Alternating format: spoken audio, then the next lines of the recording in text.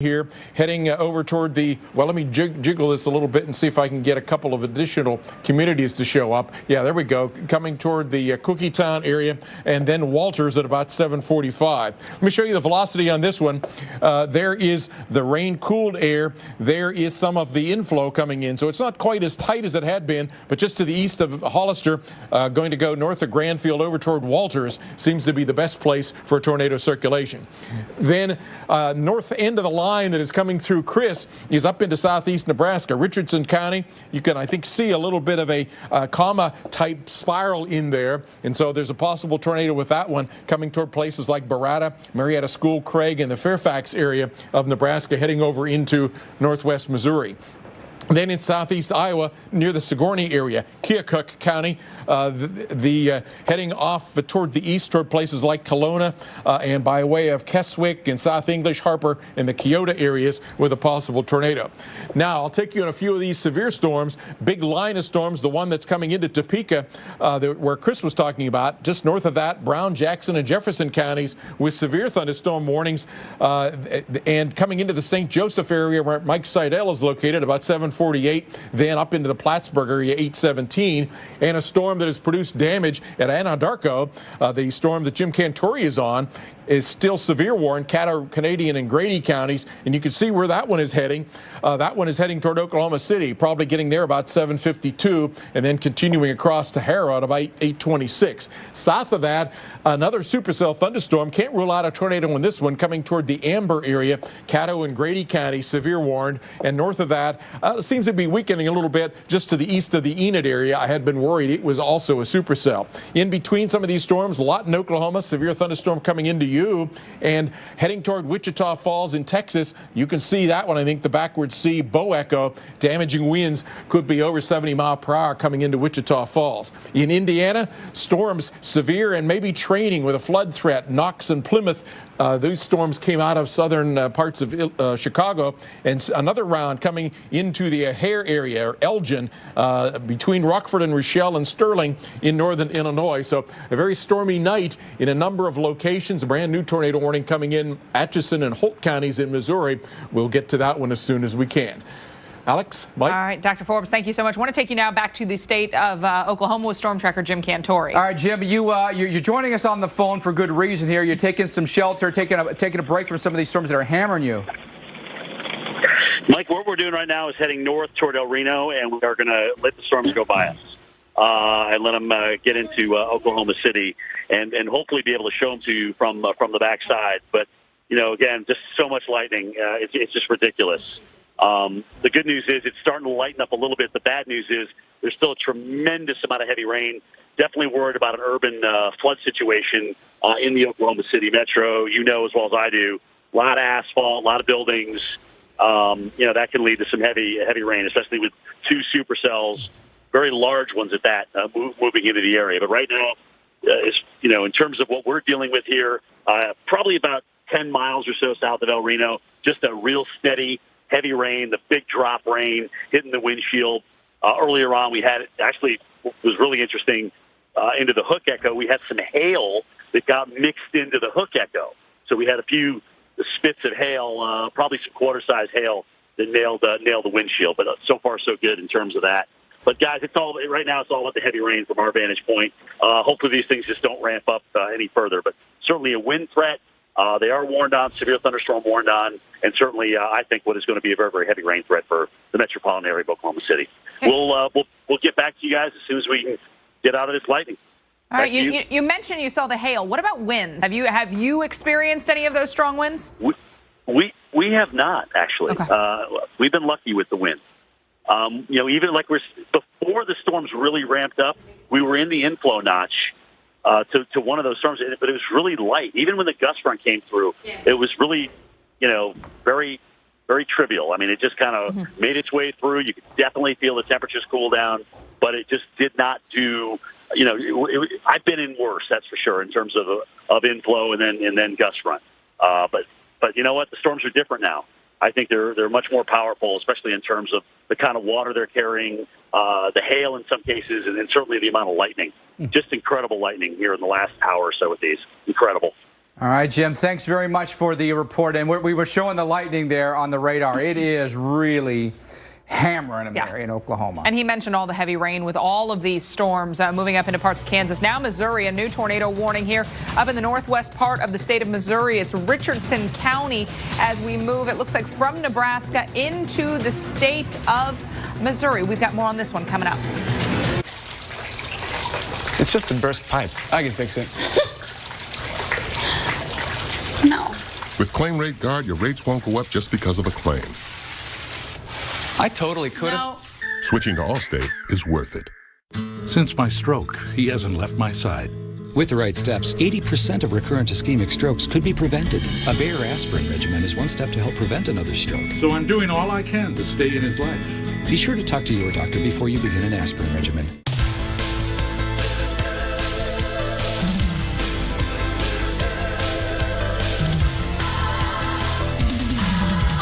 Euro.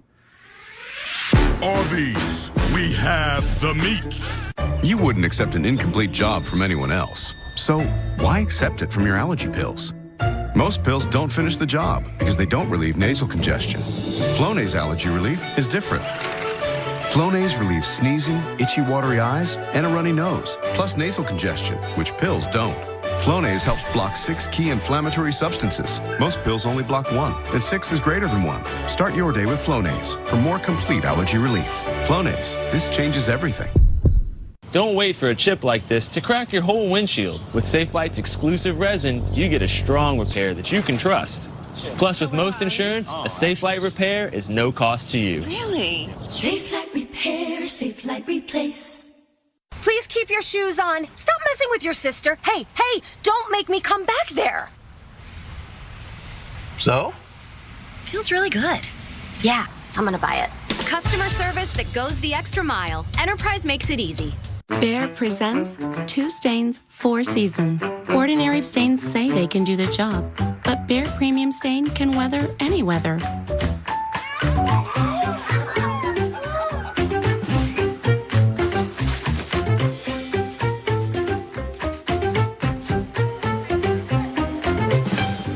Behr Premium Semi-Transparent Stain and Sealer. Overall #1 rated. Weathers it all. Find our most advanced formula exclusively at the Home Depot.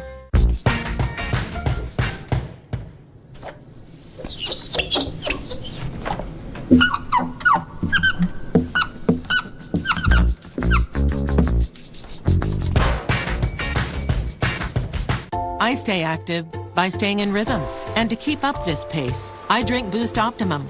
Boost Optimum with 5-in-1 advanced nutrition helps support muscle, energy, bone, normal immune function, and vision. Boost Optimum. Be up for life. So you planned everything out to be the first one in line for that new superhero movie. Except for the extra hour to drive there. Yeah, seems like you need local now. It's like your local news, but streaming when and where you want it. Now, the next time disaster strikes, you'll be ready to swoop in and save the day. Local now. Stream on. It is a very brutal place to work. Anything can happen. All new Highway Through Hell, Sunday nights at 8 on the Weather Channel. Welcome back. I'm Carl Parker, and we are following a massive area of severe storms now from Texas all the way up into parts of the Midwest, all along a boundary. There's plenty of warm and humid air out ahead of these storms, and so they're going to be going for a while yet. We'll begin with a look at what's happening in Oklahoma. A string of severe thunderstorm warnings here. There is a tornado warning within that. That in effect now for Comanche, Cotton, and Tillman counties going until 7:15. As we look at the velocity data, we're seeing a shear line here and a tremendous amount of wind. So right in here, this is the leading edge of the strong wind. Here's the inflow right in there. Along that interface, we need to look for circulations. Look like there could be a little bit of one right there. But another thing that I'm really seeing here is a terrific amount of wind. Let's query this. Just north of Granfield, look at that, 88 miles per hour. And you see where the radar sight is, so the beam is not very high at that point. So that's pretty accurate. That's most likely what we're getting. And in fact, near the radar site in Frederick, Patrick, we got a report of winds gusting to 106 miles per hour. So just terrific winds associated with this storm. The leading edge of that strong wind is now coming towards Route 5A and Randlet. Let's time that out. Just a very strong, probably 80 to 90 mile per hour wind associated with this storm. In addition to a tornado threat, you see some of the towns that will be affecting here in the next few minutes. To the north of that, a couple of warnings southwest of Oklahoma City, Caddo and Grady County under warning. Also to the north, we've got a warning just west of Oklahoma City, Caddo, Canadian and Grady counties going until 7:30. Big surge of wind right in here as well. That is coming into Minco and Route 81. Could be some 60, maybe 70 mile per hour wind there. Then up into parts of the Midwest and the plains, looking at a line of storms here that is now north of Kansas City. So a damaging wind threat along with that. But in addition to that, right along that comma head there's a tornado warning in effect for Atchison and Holt counties, and an ongoing tornado warning a little farther to the west. Very noisy data here. You see what's in what's called the range folding, so we're not getting a good look at what's happening inside the storm. Nonetheless, you've got a dangerous storm here. I'm going to zoom in just a little bit right in there. Looks like we've got a bit of circulation showing up just to the north of Corning right there. But again, this is very messy data that we're looking at, and that is coming towards Fairfax and Route 59. One more tornado warning to tell you about very quickly. Southeastern parts of Iowa, not seeing as much rotation in this storm right now. Keokuk County under warning until 7:30. We want to get out to Chris Bruin. He is in Topeka. And Chris, some menacing skies there, certainly a sign of the times, and for the first time, for the most part, this season. Yeah, absolutely. People have been saying, where's the severe weather and where's the rain? It's been very dry here in Kansas, but that's about to change. Flash flooding is going to be another big concern with the rain just beginning. Take a look. I'm going to kind of jump off to the side because we are getting a lot of lightning. So I'm going to hang out under the overhang here at our hotel for safety, but you can get an idea of what we're looking at. We had the gust front. I'm going to have Catherine Prosiv kind of pull up the radar, and I don't know if you can see that on the radar, but notice that little faint little line out ahead of the main band. Did you hear that lightning too? I don't know if that got caught on camera, but very loud, intense lightning. Oh, there it is. There's another one. There's another one. But take a look at that gust front. That's what we were dealing with about 15 minutes ago when we were live and we were showing you all those dark skies. Now we're getting into the hardcore rain, and there's even... Excuse me, there's even some hail being reported with this, at least radar indicated, of about a ½ inch in diameter. Now, there's no severe limits with this storm. However, that could change any second. And we do have a severe thunderstorm warning about 15 miles to the north of Topeka, including some of the counties near Hoyt and Meridian. But we'll continue to follow the latest here into eastern Kansas. These storms are heading east along 70, getting closer to Topeka and Kansas City. Stouffer's presents. Are you cooking with paper? Uh-huh. New Stouffer's seasoning wraps. Place chicken on the wrap, fold, and cook for deliciously juicy chicken. New Stouffer's seasoning wraps. Women are amazing. Our bodies grow babies. We run marathons. Companies solve problems. How? We fuel ourselves with strawberries, almonds and protein, chocolate, whole grains, and iron. Food that's made for us. To power us. Power our strength. Food like Special K. And try new Special K nourished berries and peaches with probiotics. Long John Silver's is putting burgers on notice with our hand-battered and fried to perfection Alaskan whitefish sandwich, fries, Cinepups, and a drink for just $5. And there's nothing little burgers can do about it. Is there, burgers? So you planned everything out to be the first one in line for that new superhero movie. Except for the extra hour to drive there. Yeah, seems like you need local now. It's like your local news, but streaming when and where you want it. Now, the next time disaster strikes, you'll be ready to swoop in and save the day. Local Now. Stream on. Graduation Day, a new start. Now you can begin repaying your student loans.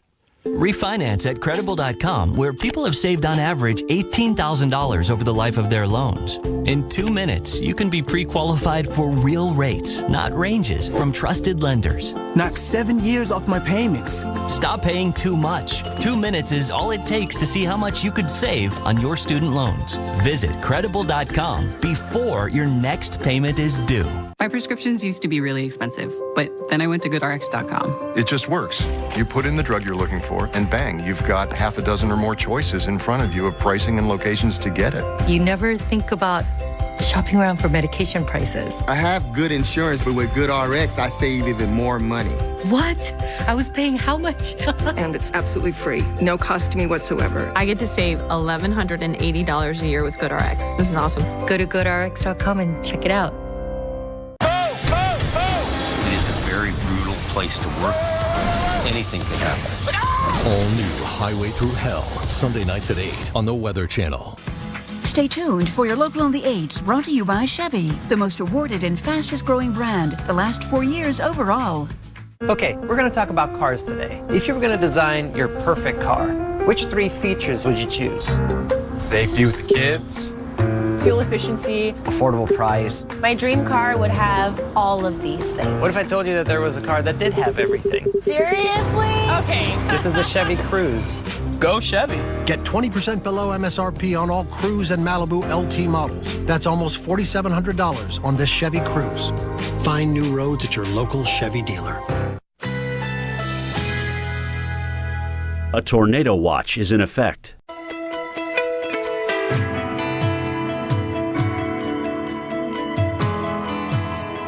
Currently in our area, 76 degrees under cloudy skies.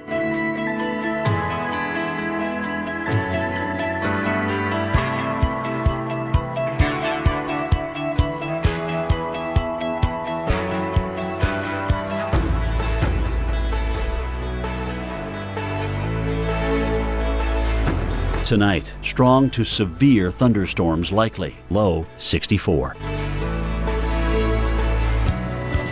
Thursday, afternoon thunderstorms developing, windy. A few storms may be severe, high 83. Here's our 7-day outlook.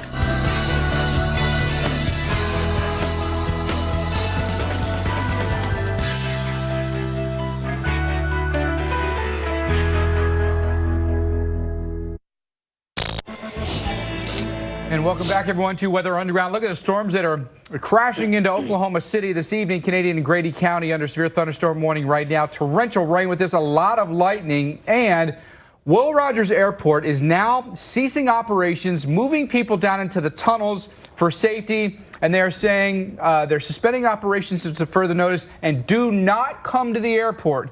They're telling people do not come to the airport right now because bad weather is moving in, and you don't want to get stuck in that. Yeah, this is one part of the country where they know there's severe weather drill, and the airport no exception. So they're getting everybody to that safe spot even within the airport and saying right now we're shutting down operations until we decide the coast is clear and we're going to go out and give it another go. But those thunderstorms have been moving in, the potential for hail as well as damaging winds, but a lot of rain as well. And so that's going to make it tough even out there on the roads. You know, Jim Cantori was talking about just how difficult it was only because of the rainfall that he was getting. So a lot of threats for you this evening. You know, some may be more obvious than others, but large hail, ping pong ball size hail could be hitting you with some of these. Caddo Parish is included in that warning that is just now south of Oklahoma City. A lot of warnings through Oklahoma right now. Let's bring in severe storm specialist Carl Parker. He's upstairs in the lab. Carl, a lot of severe thunderstorm warnings, a lot of tornado warnings in Oklahoma. Yeah, that's right, Mike. And we're looking at a beastly storm right now, just right along the Oklahoma-Texas state line.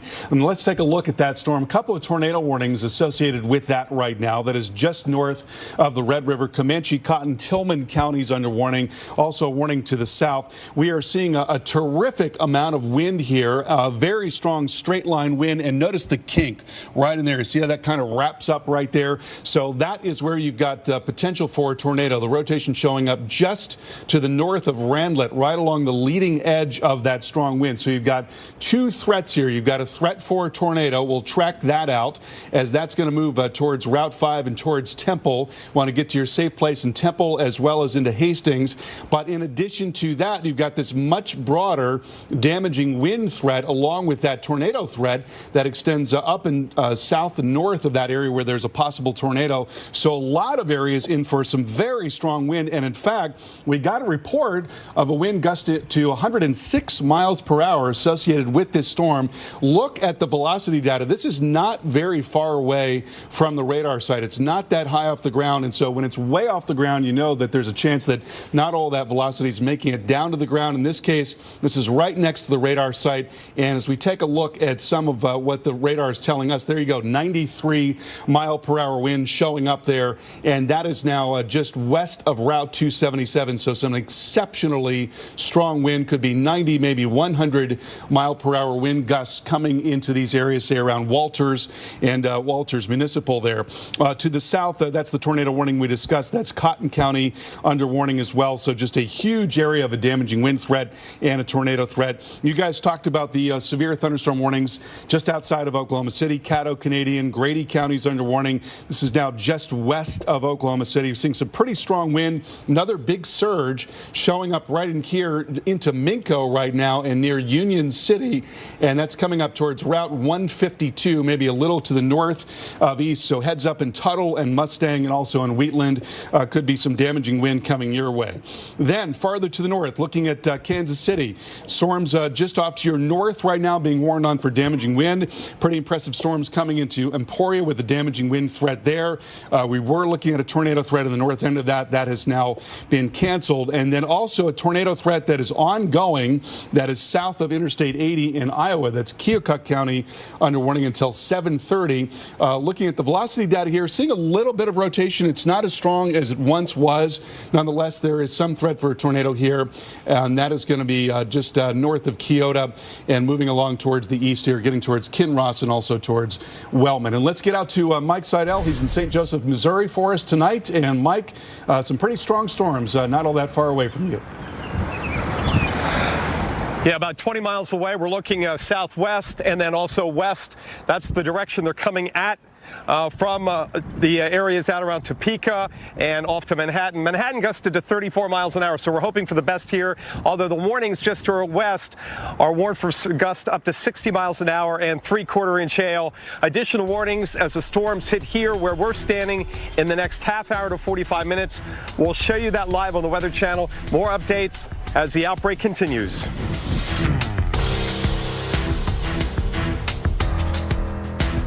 There's something out there for you and me, and the American road is calling, so what's it gonna be? Hey, it's an amazing day, traveling our own highway. No matter where it leads us, we can smile, 'cause there's meaning in the miles. Introducing new Post-it Extreme Notes. They stick in tough conditions, so you can get it said and get just about any job done. Water resistant with Durahold paper and adhesive. New Post-it Extreme Notes. They're tailored for tough. Go swagger like. Let your inner light loose with One-A-Day Women's. Get ready for the wildlife. A complete multivitamin specially formulated with key nutrients, plus vitamin D for bone health support. Your One-A-Day is showing. If you have moderate to severe plaque psoriasis or psoriatic arthritis, little things can be a big deal. That's why there's Otezla. Otezla is not an injection or a cream. It's a pill that treats differently. For psoriasis, 75% clearer skin is achievable with reduced redness, thickness, and scaliness of plaques. And for psoriatic arthritis, Otezla is proven to reduce joint swelling, tenderness, and pain. And the Otezla prescribing information has no requirement for routine lab monitoring. Don't use if you're allergic to Otezla. Otezla may cause severe diarrhea, nausea, or vomiting. Tell your doctor if these occur. Otezla is associated with an increased risk of depression. Tell your doctor if you have a history of depression or suicidal thoughts or if these feelings develop. Some people taking Otezla reported weight loss. Your doctor should monitor your weight and may stop treatment. Other side effects include upper respiratory tract infection and headache. Tell your doctor about all the medicines you take and if you're pregnant or planning to be. Otezla, show more of you.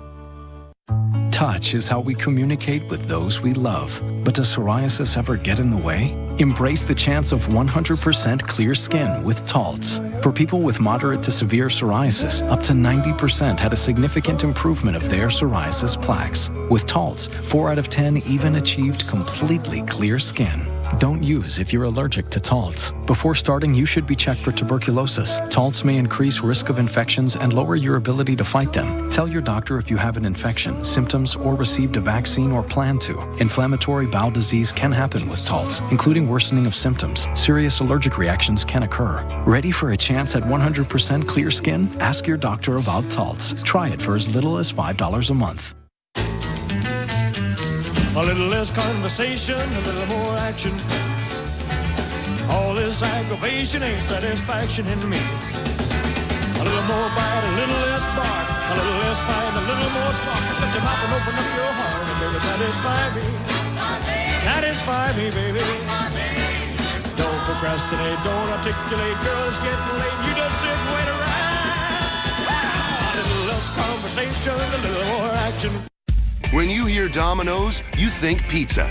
But we're more than that. We're mouth-watering bread twists, oven-baked sandwiches, pastas, chicken, and pizza. Just $5.99 each when you order 2 or more. We didn't stop at pizza, and you don't have to either. There's an opportunity in every window. So start your day opening the window to your weather with Jim Cantori, Stephanie Abrams, and Jen Carfagno, looking out at the stories and the science behind your forecast. Open up your mornings with AMHQ on the Weather Channel.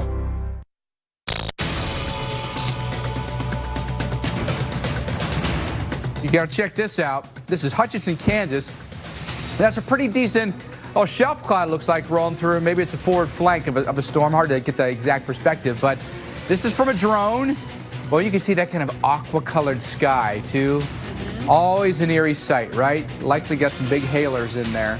Yeah, and a big hail. Whoa, wow, look at that lightning. The hail has been the calling card of a lot of these storms. We've seen some incredible hail, baseball, softball, even grapefruit-sized hail, as well as some very strong winds today.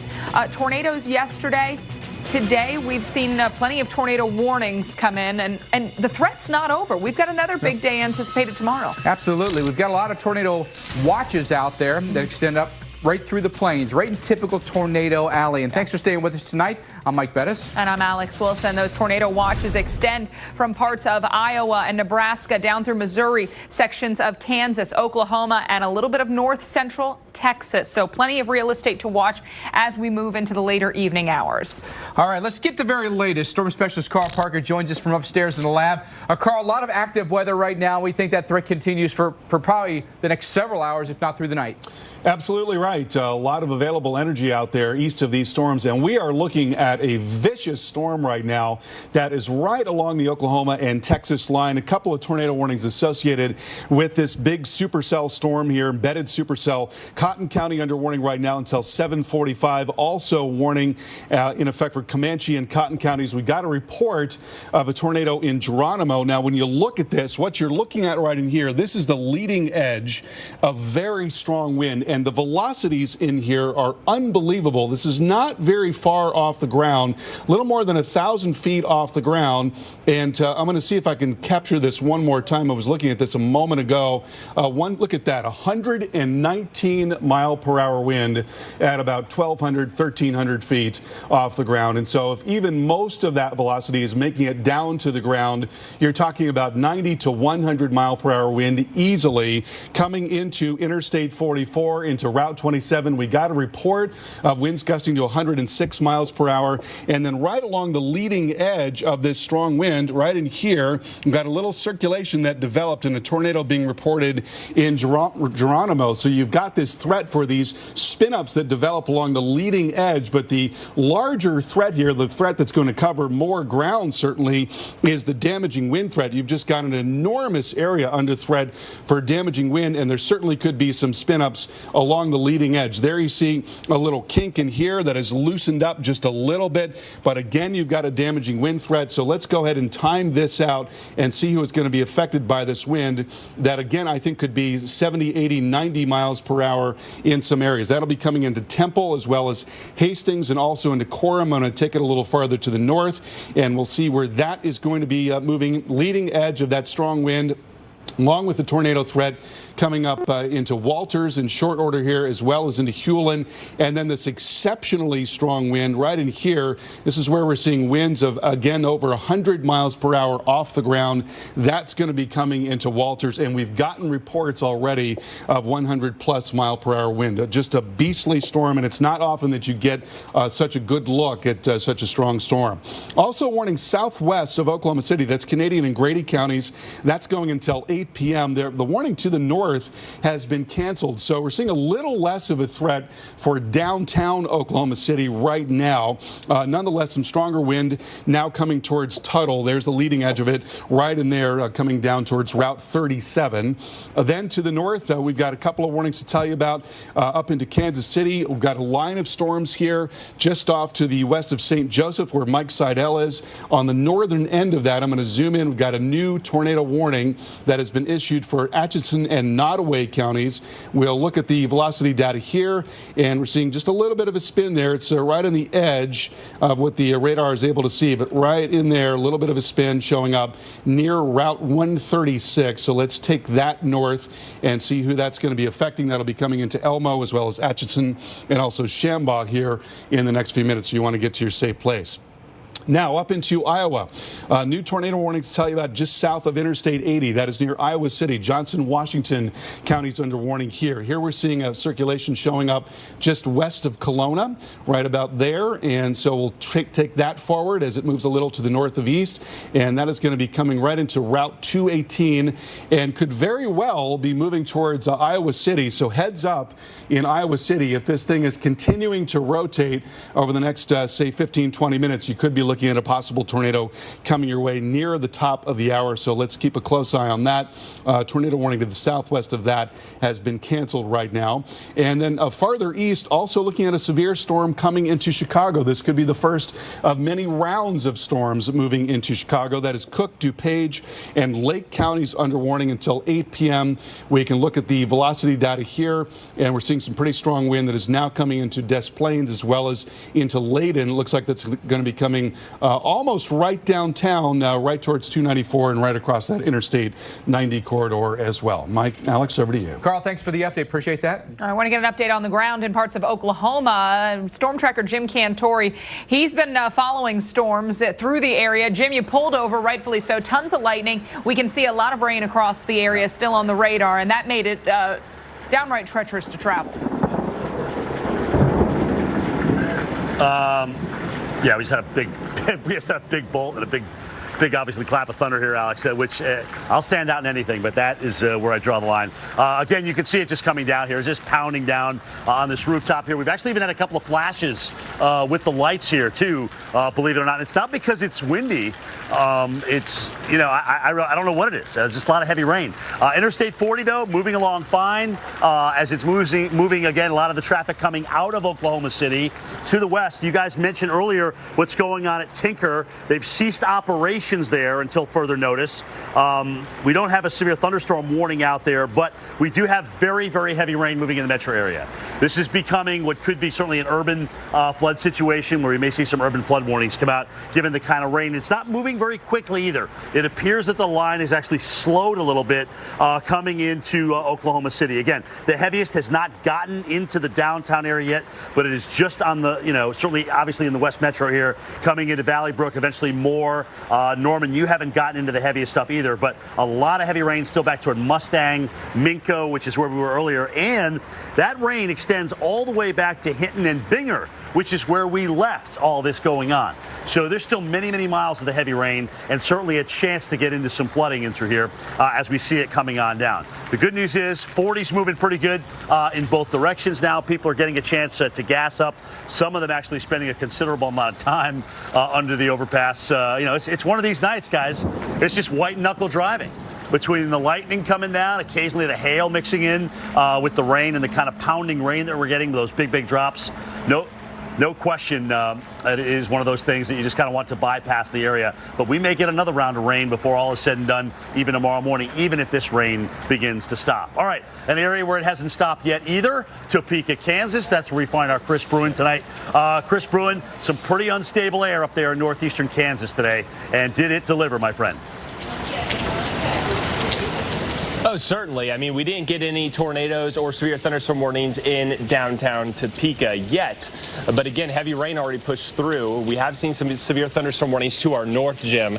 But overall, it's been rainy. And again, like you mentioned there in Oklahoma, the lightning's been getting stronger, more intense by the minute. We see a lot of strikes. That's why we're hanging out under the hotel portico. But I'll step out of the way and you can get an idea of what we're dealing with. Just a lot of heavy rain. And at times you'll get some gusty winds. We've seen winds maybe 30, a brief 35-mile-per-hour gusts. Nothing extremely strong. And again, we haven't been in any severe warned storms, at least at our location on the west side of Topeka. But those severe thunderstorms not far away, off about 15 miles to the north and west now as that line continues to push through. And I think as Jim nailed it right on the head, I think flash flooding and urban flooding is going to be a big concern. Keep in mind, it's been very dry here, so we need the rain, but too much of a good thing is not a good thing either. And certainly, we have a lot of rain with this. This is not a quick-moving line and then over and done with. It's clear. We're going to see a lot of rain, possibly more than we've seen so far this year. It's been very dry. We had that dust storm just a few days ago to our north in Nebraska, and so we do need the rain, but if we get too much of it all at once, that's going to be a concern. And looking at the radar, I'm going to have Catherine just pull up the radar. You can kind of get an idea. These line of showers and storms is getting ever so closer now between Topeka and moving towards Kansas City over the next couple of hours. St. Joseph, that's where Mike Seidel is. They're about to get it. It looks like strong winds and severe thunderstorm warning not too far away. And we're keeping a watch to the south of Topeka with those heavier downpours. And again, flash flooding could be a concern. A quick 1 to 2 inches in 30 minutes to an hour. I don't know if you saw that lightning, but boy, that was big. And again, we're under the portico protected, but again, a lot of lightning. That's going to be a big concern, along with heavy downpours. I think that's the biggest threat. Some radar indicated hail nearby and in and around the Topeka metro area, but we'll keep you covered through the night here right on the Weather Channel, Severe Storm Central. We'll be right back with the latest coverage when we return. Don't wait for a chip like this to crack your whole windshield. With Safelite's exclusive resin, you get a strong repair that you can trust. Plus, with most insurance, a Safelite repair is no cost to you. Really? Safelite Repair, Safelite Replace. Managing blood sugar is not a marathon. It's a series of smart choices. And when you replace one meal or snack a day with Glucerna, made with Carb Steady to help minimize blood sugar spikes, you can really feel it. Glucerna, everyday progress. Can I get a snack after Taekwondo? Debate club? You're in debate club? Yes. Thanks. Pizza club? That's not a thing. Gymnastics championship. Frito-Lay multi-packs. Packed full of smiles. It's the biggest news ever at Olive Garden. All new big Italian classics starting at $12.99. Dishes too big to miss like stuffed fettuccine Alfredo. All new big Italian classics for a limited time only at Olive Garden. Please keep your shoes on. Stop messing with your sister. Hey, don't make me come back there. So? Feels really good. Yeah, I'm gonna buy it.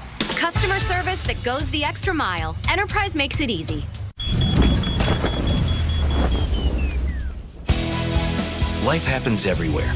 Like it never even happened, only happens here. The cleanup and restoration specialists at 1-800-SERVPRO and servpro.com. It's easy to think that all money managers are pretty much the same. But while some push high commission investment products, Fisher Investments avoids them. Some advisors have hidden and layered fees. Fisher Investments never does. And while some advisors are happy to earn commissions from you, whether you do well or not, Fisher Investments fees are structured so we do better when you do better. Maybe that's why most come from other money managers. Fisher Investments, clearly better money management. It's just a burst pipe. I can fix it. No. With Claim Rate Guard, your rates won't go up just because of a claim. I totally could have. No. Switching to Allstate is worth it. You can drink, eat well, and exercise, but to look completely healthy, you need healthy skin. Cetaphil is clinically shown to gently cleanse and protect even the most sensitive skin against the drying effects of cleansing, so you can look healthier. Complete your healthy routine with Cetaphil. There's nothing small about your business. With Dell Small Business Technology Advisors, you'll get the one-on-one partnership you need to grow your business. The Dell Vostro 15 laptop. Contact a Dell advisor today.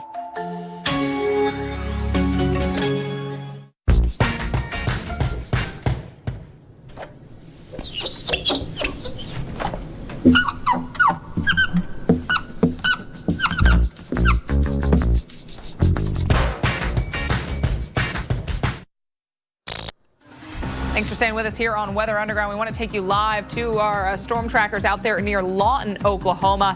Heavy rain has been the norm, and perhaps some hail in this one too. Tough to tell at times, but at least the very heavy rainfall coming down. You know, it's difficult to see much of anything. Sure. You know, you're out there, anything west of Oklahoma City, you're getting into some rural areas. So it can become blinding. You can't make out anything on the roads. You know, this is an area where we've got a tornado warning right now. So is there a possibility we could be looking at a rain-wrapped tornado in there, something that may be difficult for storm spotters to even see? It'd likely be radar detected. I mean, what are you going to see in that, right? Right. You're not going to make out much of anything. You know, the sun's gone down. We've seen a ton of lightning, but as you mentioned, anything's likely going to be obscured by all the rain, also the hail that we've seen, a ton of moisture out there. And as these storms move into Oklahoma City, Jim brought up a good point. Jim Cantori is saying that we could be looking at some urban flooding. You get into these areas where there's a lot of concrete, a lot of pavement. We have seen some torrential downpours, and now that these storms are beginning to kind of work together or congeal together, we could see a period of time where you're looking at some really torrential downpours. So many different threats with these storms this evening. Let's talk about the imminent ones with our storm specialist, Carl Parker. He's upstairs in the lab. Carl, what do you think about the pictures there and then the radar you've been seeing down around Lawton? Mike, this is a beastly storm that we are watching right along the Red River and just a little to the north. A tremendous amount of wind along with this storm. We got a report of 106 mile per hour wind. What we've been seeing in the velocity data is wind of 119 miles per hour at about 1,000 feet up. And so a lot of that velocity is probably making it down to the ground. That was right in the vicinity of the very heavy rain. There are ongoing tornado warnings here. We're looking for little spin ups right along the leading edge of this strong wind. A tornado warning to the south here into Cotton County, also Comanche County. We got a report of a tornado near Geronimo. I assume a brief spin up as we were discussing. Right there, that is the leading edge of exceptionally strong wind. And that is now coming down at routes 53 and Route 5, getting ready to move into Comanche and Addington in the next few minutes here. So I think we're going to be looking at 70 and possibly even 80 mile per hour wind as that moves in. That's moving to the east. That'll be coming into Waurika near the top of the hour, as well as into Meridian, also near the top of the hour. And there could be some little spin-ups. We've occasionally seen little kinks developing along the leading edge of that strong wind. So right in there, see a little area where there might be a bit of a kink that is trying to develop. And then farther north, same thing here. You've got very strong wind. There's the leading edge right along Route 65, maybe a little kink showing up right in here. And so that's the type of thing where you get these brief spin-ups right as that leading edge of the strong wind is coming in. And then this is the area near Geronimo where that tornado was spotted, where we're still looking at winds aloft that are up to around 80, 90 miles per hour. Let's query this and see what the radar is showing us. As it's getting farther away from the radar site, it's getting higher, so it's a little harder for that velocity to make it all the way down to the ground, but that is still an awful lot of wind that is showing up on this radar. So you've got a massive damaging wind threat along with these storms, but again, possibly some spin-ups right along the leading edge. Now, south and west of Oklahoma City, this is Canadian and Grady counties under warning until 8 p.m. We've lost the warning that is just west of Oklahoma City. And you can see what's happened here. We had some pretty strong wind near Minco and along 81. That is now beginning to settle down a little bit. Some of that is a function of getting closer to the radar beam, but a lot of it in this case, I think, is just that the storm is also weakening a little bit, at least on the north side of the storm there. Also up into parts of Kansas, looking at some damaging wind potential east of Emporia, as well as near St. Joseph. Big line of storms now coming into St. Joe. We did have a tornado warning here moments ago that has been canceled. So transient features, but mostly you've got a damaging wind threat that is now coming into St. Joseph and that 29 corridor as well. And then also now south of Interstate 80, another tornado warning in Iowa to tell you about, and that in effect here for Johnson County until 8:15. Let's get out to Jim Cantori in Oklahoma. And Jim, really rocking and rolling tonight, and big changes compared to what we saw in the early part of what is typically severe season. Yeah, and it's kind of interesting, Carl, because we thought one of the supercells kind of passed us by, and another one wouldn't develop because the air was essentially rain-cooled by the first one. But that was not the case. Both of them literally exploded. We had a massive amount of lightning. As a matter of fact, you can see some of the pictures in through here. And this is just to be at the beginning of all this. All right, this isn't even at the worst of it as we were driving along. So heavy rain now. That's the threat, especially south of Oklahoma City down to Moore and Norman. Still yet to move in. Stick around. So you'll be here to help if I need you? I got you. What about here? Yep. Here? Yes, Kyle. And here's Sir Robert from State Farm. If you invite me. Go with the one that's here to help life go right. State Farm. My bladder leakage was making me feel like I couldn't spend time with my grandson. Now, Depend FitFlex has their fastest absorbent material inside, so it keeps me dry and protected. Go to depend.com, get a coupon, and try them for yourself. I told myself I'd hit the course once work let up. Look at me now. I can't stop to groom myself, much less play 18. Oh, thanks, Karen. Don't make the same mistake I did. Become a Golf Now VIP member and snag a tee time without booking fees. VIP members also get cancellation protection and earn faster rewards. Ooh, coffee break. And break's over. Why golf later when you can golf now? I can't wait till the robots replace me. Go play. A tornado watch is in effect.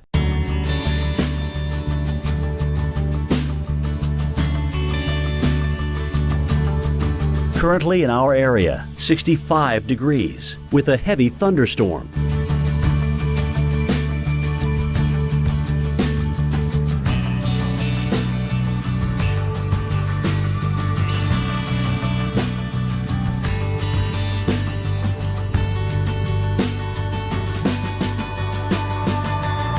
Tonight, strong to severe thunderstorms likely, low 64.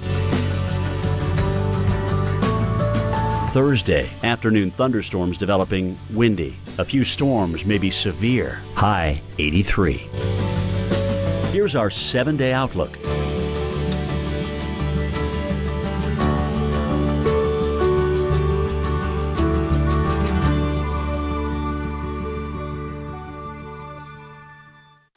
Delivery should look like this. Crisp leaves of lettuce, freshly made dressing, clean food that looks this good. Eaten at your desk. Panera. Food as it should be. Now delivered.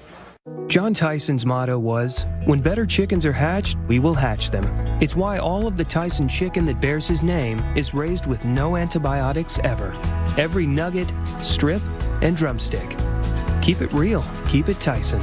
All right, I brought in new Max Protein. To give you the protein you need, with less of the sugar you don't. I'll take that. 30 grams of protein and 1 gram of sugar. New Ensure Max Protein and 2 great flavors. Coppertone Sport, proven to protect street skaters and freestylers. Stops up to 97% UV. Lasts through heat, through sweat. Coppertone, proven to protect. Two bulls were fighting. Bam, hit the truck. I could feel the barbed wire just digging into the paint. Another ding, another scratch. It'll just be another chapter in the story. Chevy Silverado, the most dependable, longest-lasting, full-size pickups on the road. Start your story with 0% financing for 72 months, plus $2,000 cash allowance on most Silverado 1500 LT pickups when you finance with GM Financial. Find new roads at your local Chevy dealer. Season after season, year after year, customers have found that when it comes to replacing their windows, there's only one company to call, Renewal by Andersen. Call 1-800-352-3613 now. So what makes Renewal by Andersen so good? Fibrex material, an innovative composite material exclusive to Andersen that provides strength and durability, far surpassing vinyl. In fact, it won't warp or bow over time like vinyl does. Get the window replacement solution proven to stand the test of time, plus the peace of mind that comes from a superior service experience. That's Renewal by Andersen. Call 1-800-352-3613 today and get 20% off your entire order with this exclusive TV offer. Again, that's 800-352-3613 for 20% off. Plus, get no money down, no interest, and no payments for 12 months. Renewal by Andersen, the better way to a better window. Call 1-800-352-3613 now. It is a very brutal place to work. Anything can happen. All new Highway Through Hell, Sunday nights at 8 on the Weather Channel. This is meteorologist Mike Seidel, and here it comes. We've been talking about this all afternoon. This is the line of storms coming right into the extreme northwest corner of Missouri. Lightning flashing. Look above us. This is the shelf cloud coming right over us. These storms are moving at about 50 miles an hour. This is an incredible shot up here on this hill. I mean, this is really what severe season is all about. The photo ops and also, unfortunately, the danger involved for these storms. Now, what we're going to see here, lightning, we've seen a lot of that. Also, the risk certainly of straight line wind damage. Now, the winds to our south and west, Topeka gusting 35, Manhattan 34. So we haven't had the kind of winds we saw earlier west of Wichita and Pratt. They had a gust to 92 miles an hour. Look at the edge as Matt Safer pans off. Now we're looking almost due south. And look at the edge of the Shelfie. The birds they're just going crazy. The wind's shifting up here over the TV tower. Look how fast that is moving. And then we look back here. Look how dark it's getting. Now, once we get below that edge, that's when the rain's going to start coming. We can feel the wind picking up right now. We haven't had the downburst of wind, the wind coming down to the ground to really drop those temperatures yet, but the wind has shifted, but the temperature hasn't dropped that much. But this is, boy, this is one scary sky here again. We're about 50 miles north of Kansas City. We're in St. Joe, Missouri, and this is the line of storms. Again, it's had a history of producing large hail and wind damage. The severe thunderstorm warning right now includes Buchanan County, this is western Buchanan County. They will extend that, no doubt, and that is for the risk of wind gust up to 60 miles an hour. In fact, we just see our trained weather spotter reported a 65-mile-an-hour wind west of St. Joe. So the wind is starting to pick up now. We can feel it here down on the ground. Time to take the hat off, and the sky gets dark. We're still about 20 minutes away from official sunset. Now you can hear the wind rustling. Let's go back to Carl Parker. We'll stay out here, and boy, here comes that wind. There goes the cold air. Boy, we just felt it. The temperature just dropped probably 7 or 8 degrees, and the wind now coming in from the west, and with that temperature just dropping. Look, can you hear the wind out here, Carl? It is all of a sudden comes right down, the cool air. It's denser, it's heavier, so it comes down to the earth, and so it's coming right at us. Look at the trees now being whipped by the wind. Lightning in the distance. Fortunately, we're in an area where there's not much that can be picked up. Wow. This is what meteorologists live for. Look at the tree over there. You can see how it's bending from the wind. And these winds now are coming in from the southwest and west. They were south all day, gusting 30, 35 miles an hour.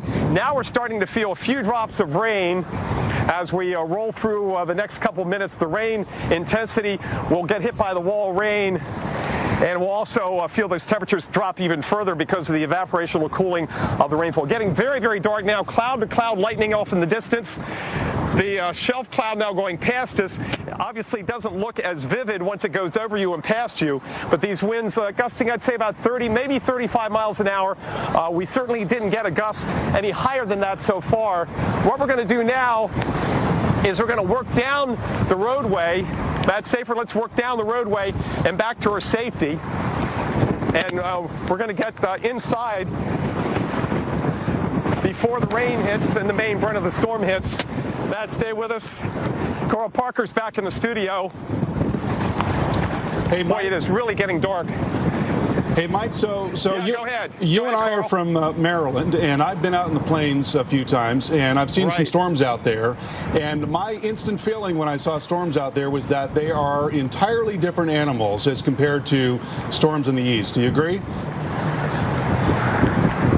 Well, yes, and also back east you have the problem with visibility and trees, especially when you get into the summer months and it's hazy. Out here, you can see almost for miles and miles. Now, again, we are in the town, the city of St. Joseph, so we do have buildings and some obstructions, but you get outside of town, and I want to tell you, you can see forever, and that's why tracking storms is so much easier. We'll get across the main road here, and we're going to head over to the Hampton Inn. That's our shelter for safety.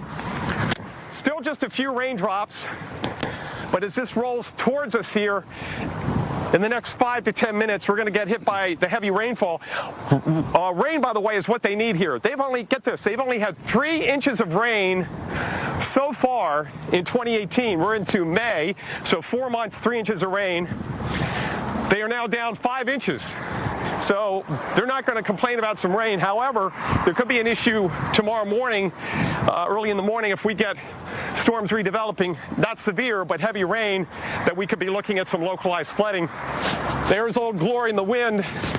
So that wind now is coming due west, coming right in from the west. There goes a pretty close flash of lightning. So instead of a south wind, it's a west wind. The temperature earlier, a few hours ago, was in the low 80s. We've now dropped down, I'd say, to around 68, 69 degrees. So we're now back at the hotel, our safe shelter. Light rainfall at this point. Again, the other thing that's changed, Carl, and we've noticed that on the radar, I'm sure you've noticed, is the amount of lightning has decreased over the past few hours. And now we're looking off to the east, and you can see the leading edge. So if you were, say, 5 or 6 miles east of here, you would see what we saw 7 or 8 minutes ago. You would see that shelf cloud. So now we're getting into the storm. Lightning and heavy rain is due here at any moment. Certainly good downpours. But Mike and Alex, it would seem, at least where we're standing in St. Joe, where we are on the east side of town, that we've avoided the strongest winds, at least at this point. That's not to say we may not still get some gusts as we get the core of that rain shaft in here in the next 10 to 15 minutes.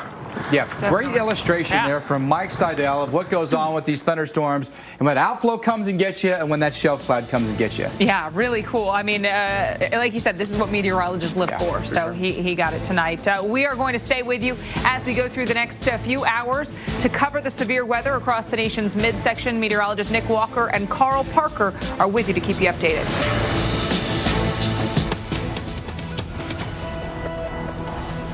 And welcome back to our coverage of severe storms across parts of the plains and the Midwest. A very busy night. We've had winds gusting over 100 miles per hour in parts of Oklahoma already. There have been some tornadoes as well. And let's take a look at where all of this is occurring. It's over an enormous area, anywhere from North Texas into Oklahoma and Kansas and right up into Iowa and also into Illinois, Wisconsin, and Indiana. There's a lot of available energy out ahead of these storms, so they're going to keep going for quite some time tonight. Let's begin with a look at North Texas and also in Oklahoma. We've been watching this tremendous storm. This is the one that produced winds of 100 miles per hour in Frederick, Oklahoma. Now a warning for Comanche, Cotton, and Stevens counties, and we're getting a really good look at the wind. This is the leading edge of that very strong wind coming right across the 81 corridor, Route 81 here. Now, in addition to that, we occasionally see little kinks developing. There's one right in there. There's another one showing up right in there. So there can be brief spin-ups along the leading edge of this strong wind. There have been occasional tornado warnings. We actually did get a report of a tornado in Geronimo, which is right in there. But I think primarily what we're looking at right now is a damaging wind threat, some very strong winds aloft here. We've been querying some of this data. There, just east of Addington, you see winds of 86 miles per hour aloft. And so a lot of that velocity is going to be transferred down to the ground by the very heavy rain. Heads up in Loco there and along Route 53 as that continues to make its way to the east. Now, southwest of Oklahoma City, Caddo and Grady County under warning. There is no warning for Oklahoma City right now, but we are beginning to see a little surge of wind developing nearer the town, so we'll need to keep our eyes on that. Maybe a warning forthcoming if that continues to intensify. That is not very far away from Oklahoma City right now. Then into parts of Kansas and Iowa. Some tornado warnings to tell you about. One is southwest of Kansas City, well southwest and east of Emporia. Tornado warning now in effect for Coffee and Osage counties. That's going until 8:15. Again, we've got a similar situation here. We've got a leading edge of some very strong wind and some kinks within that line. So potential for tornadoes within the kinks, and then also just a damaging wind threat. That's going to be coming right into Route 75 there into Melbourne as well as into Waverly. So heads up on that. Up into Kansas City, fairly quiet so far. There are stronger storms to your north, could be more active in the next couple of hours here. And also now a tornado warning just south of Interstate 80 and west of the Quad Cities. That is for Cedar, Johnson, and Muscatine counties going until 8:45. This area has really loosened up considerably as compared to what we were looking at moments ago. So it's looking a little bit better here. Certainly there's going to be a damaging wind threat with that. And then into Chicago we go, and we've got some stronger storms here. There are no warnings right now, but there could be multiple rounds of storms there in Chicago. We could continue to see a severe threat well into the evening. And so what's happening tonight is you've got an enormous area of instability. That is to say, warm and humid air at the surface. It's colder aloft.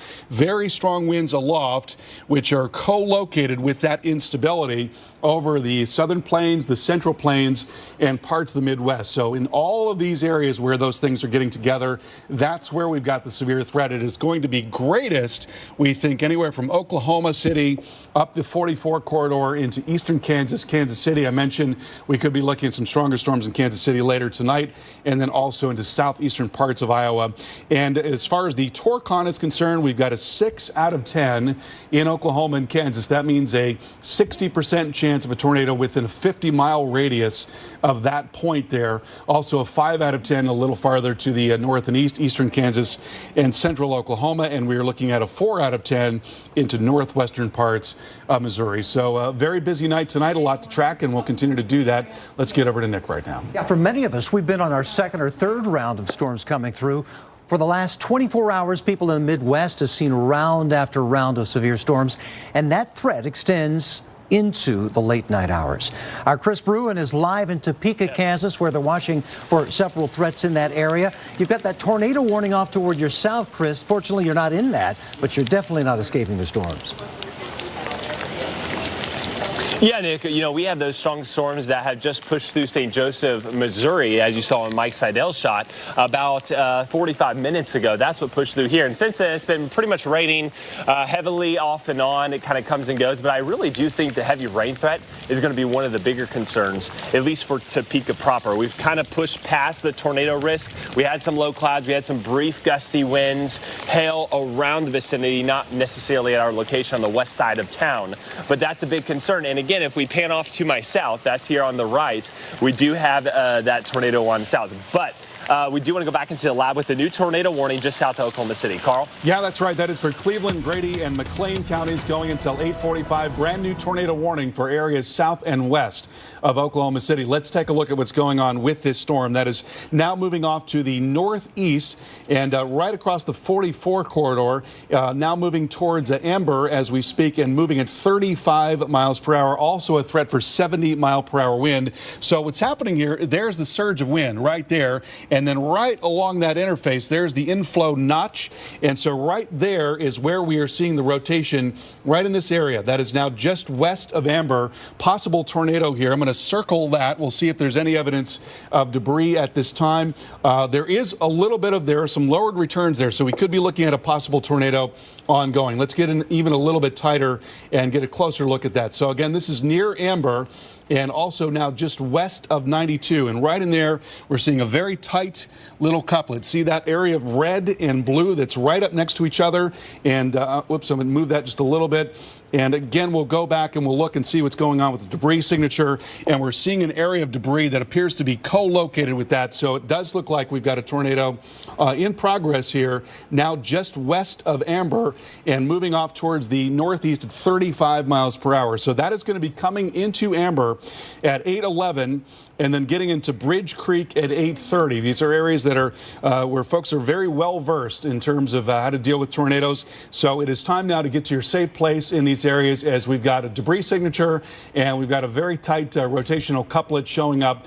And again, that's going to be coming into amber at 8:11. So right in there is where the debris is right now. And again, going back to the velocity data, that's where we're seeing a strong rotation as well, right in this area. Let's continue to look at this as we await the new scan. Another threat with this storm is going to be very strong straight line wind to the south of where the tornado is. So right through here, there is a surge, a very strong straight line wind.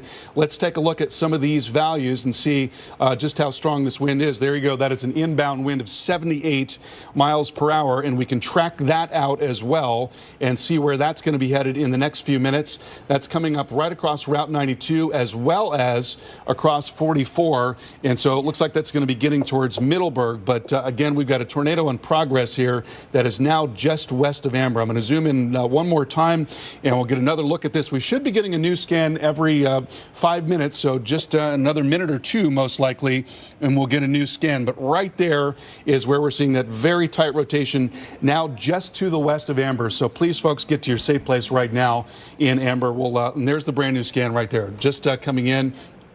And so it looks like it has loosened up just a little bit. We've still got an area right in here. Perhaps this could be where the tornado is. Let's look and see if there is some evidence of debris there.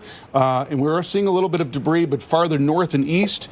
And so you've got this interface in here. You've got, again, wind surging forward. There's the leading edge of the strong wind here. Here's the inflow. So it's right along that interface there where a possible tornado could be, but it's not as tight. It's not as well defined as it once was. So let's hope that that means we've got a little less of a threat in this case. Nonetheless, let's time this area out. All these areas where you've got a little bit of an interface here, particularly just east of Amber, and taking that forward, that's going to be coming into Bridge Creek at 8:21 and then getting into Bridge Creek School at about 8:23. So again, folks, if you're in these areas, you need to get to your safe place immediately. Possible tornado coming your way, and then we've got a damaging wind threat also to the south of that.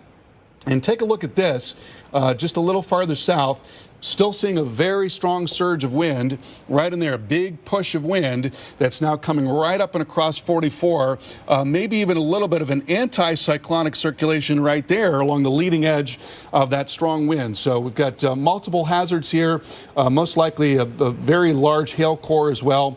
Certainly that is the case. It's not quite as well defined as some of what we've seen in the last couple of days here, but certainly you've got a threat for some large hail when very heavy rain coming into Amber as well. We'll keep a close eye on this, and we'll come back to that in just a moment. Nick, over to you. All right, thanks so much, Carl. And yeah, this is so widespread. Areas all the way from southwestern Texas up into the Midwest. We've got a live look. I believe I'm hearing in my ear. Amber, Oklahoma. Let's take a live look now where this tornado warning is. And there's the live look, and you see the storm coming into the area here. And Carl, you're with me now. You've been watching this on the radar. We did see that debris signature on the dual pole radar. What are we seeing now in terms of? It's dark, obviously, and that makes it harder to see. But we're sort of watching those lightning flashes and see if we can see any evidence of a tornado. Yeah, you know, we're not seeing as tight of a rotation in that case, but there is now a new tornado warning to the south that we can tell you about, and that is for Grady County. So that's associated with this very big line of storms. You see the lightning there as well. Grady County under warning right now until 8:30, and let's take a look at the velocity data in Grady County. And here we're seeing a pretty strong rotation showing up that is now just north of Rush Springs. Let's go to the radar, if we could, just momentarily to give folks a sense of where this rotation is. And so that is now just east of, looks like Route 81 there, and moving northeast, and that's going to be coming into Alex. So taking that forward, we've got now potential tornado moving towards Alex at 8:26 and getting towards Caulfield School at 8:16 and Hawkins School at 8:32. If you're near any of those landmarks, you need to get to your safe place right away. Let's circle this and see if we see any debris in this case. Not seeing any evidence of debris, but certainly we are looking at a strong circulation. Now we'll go back to the other storm. That's the tornado warning that is south of Oklahoma City, Cleveland, Grady, and McLean counties under warning here. here. And again, you've got this very strong surge of wind and then a little notch that has developed. So right there, that's a surge. That's the rear flank downdraft. And then this is the inflow notch right in there. So right along that interface, you've got this rotation that occurs. And sometimes that can tighten up and manage to form a tornado. We know that it was doing that, at least for a time. We were seeing evidence of debris that was co-located with the circulation. And so if there is going to be an ongoing tornado, is going to be just east of Amber and coming up and across 44. So getting into Bridge Creek at 823. We know you've got a lot of experience with tornadoes there in Bridge Creek. So just hang tight. We're going to continue to watch these scans here. I know this can be scary, but it looks like it is loosening up, at least for now. And then it's going to be coming up into Newcastle, and that'll be at around 8:38. But you've got a very scary storm here with a damaging wind threat in addition to a potential tornado, Nick. Let's look at that tornado warning there just to the south of the Oklahoma City area, off toward the southwest. This is where they had a measured wind gust of 70 miles per hour as these thunderstorms have come into the area here. So if we don't see a tornado, obviously we're going to see some damaging winds. We've already seen the kinds of winds that can cause even trees to fall over. Lots of damage possible from this. That is the storm report we're getting in Rush Springs, a 72 mile per hour wind gust there as these thunderstorms get ready to cross Highway 81 and continuing to cross that area. Now we're watching that thunderstorm continuing to push off toward the north and east. Grady County under that tornado warning. Alex and Bradley, please be on your guard, be in your safe place, as there could be a tornado with this, as well as that damaging wind threat. So we've got that cluster of thunderstorms that are moving into that area here, prompting tornado warnings up and down this region.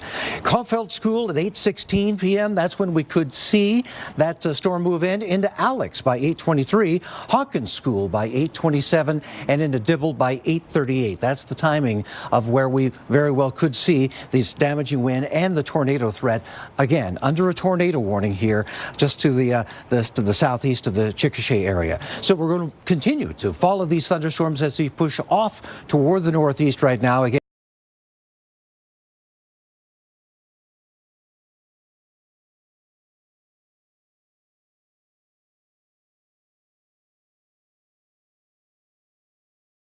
in Grady County under that warning.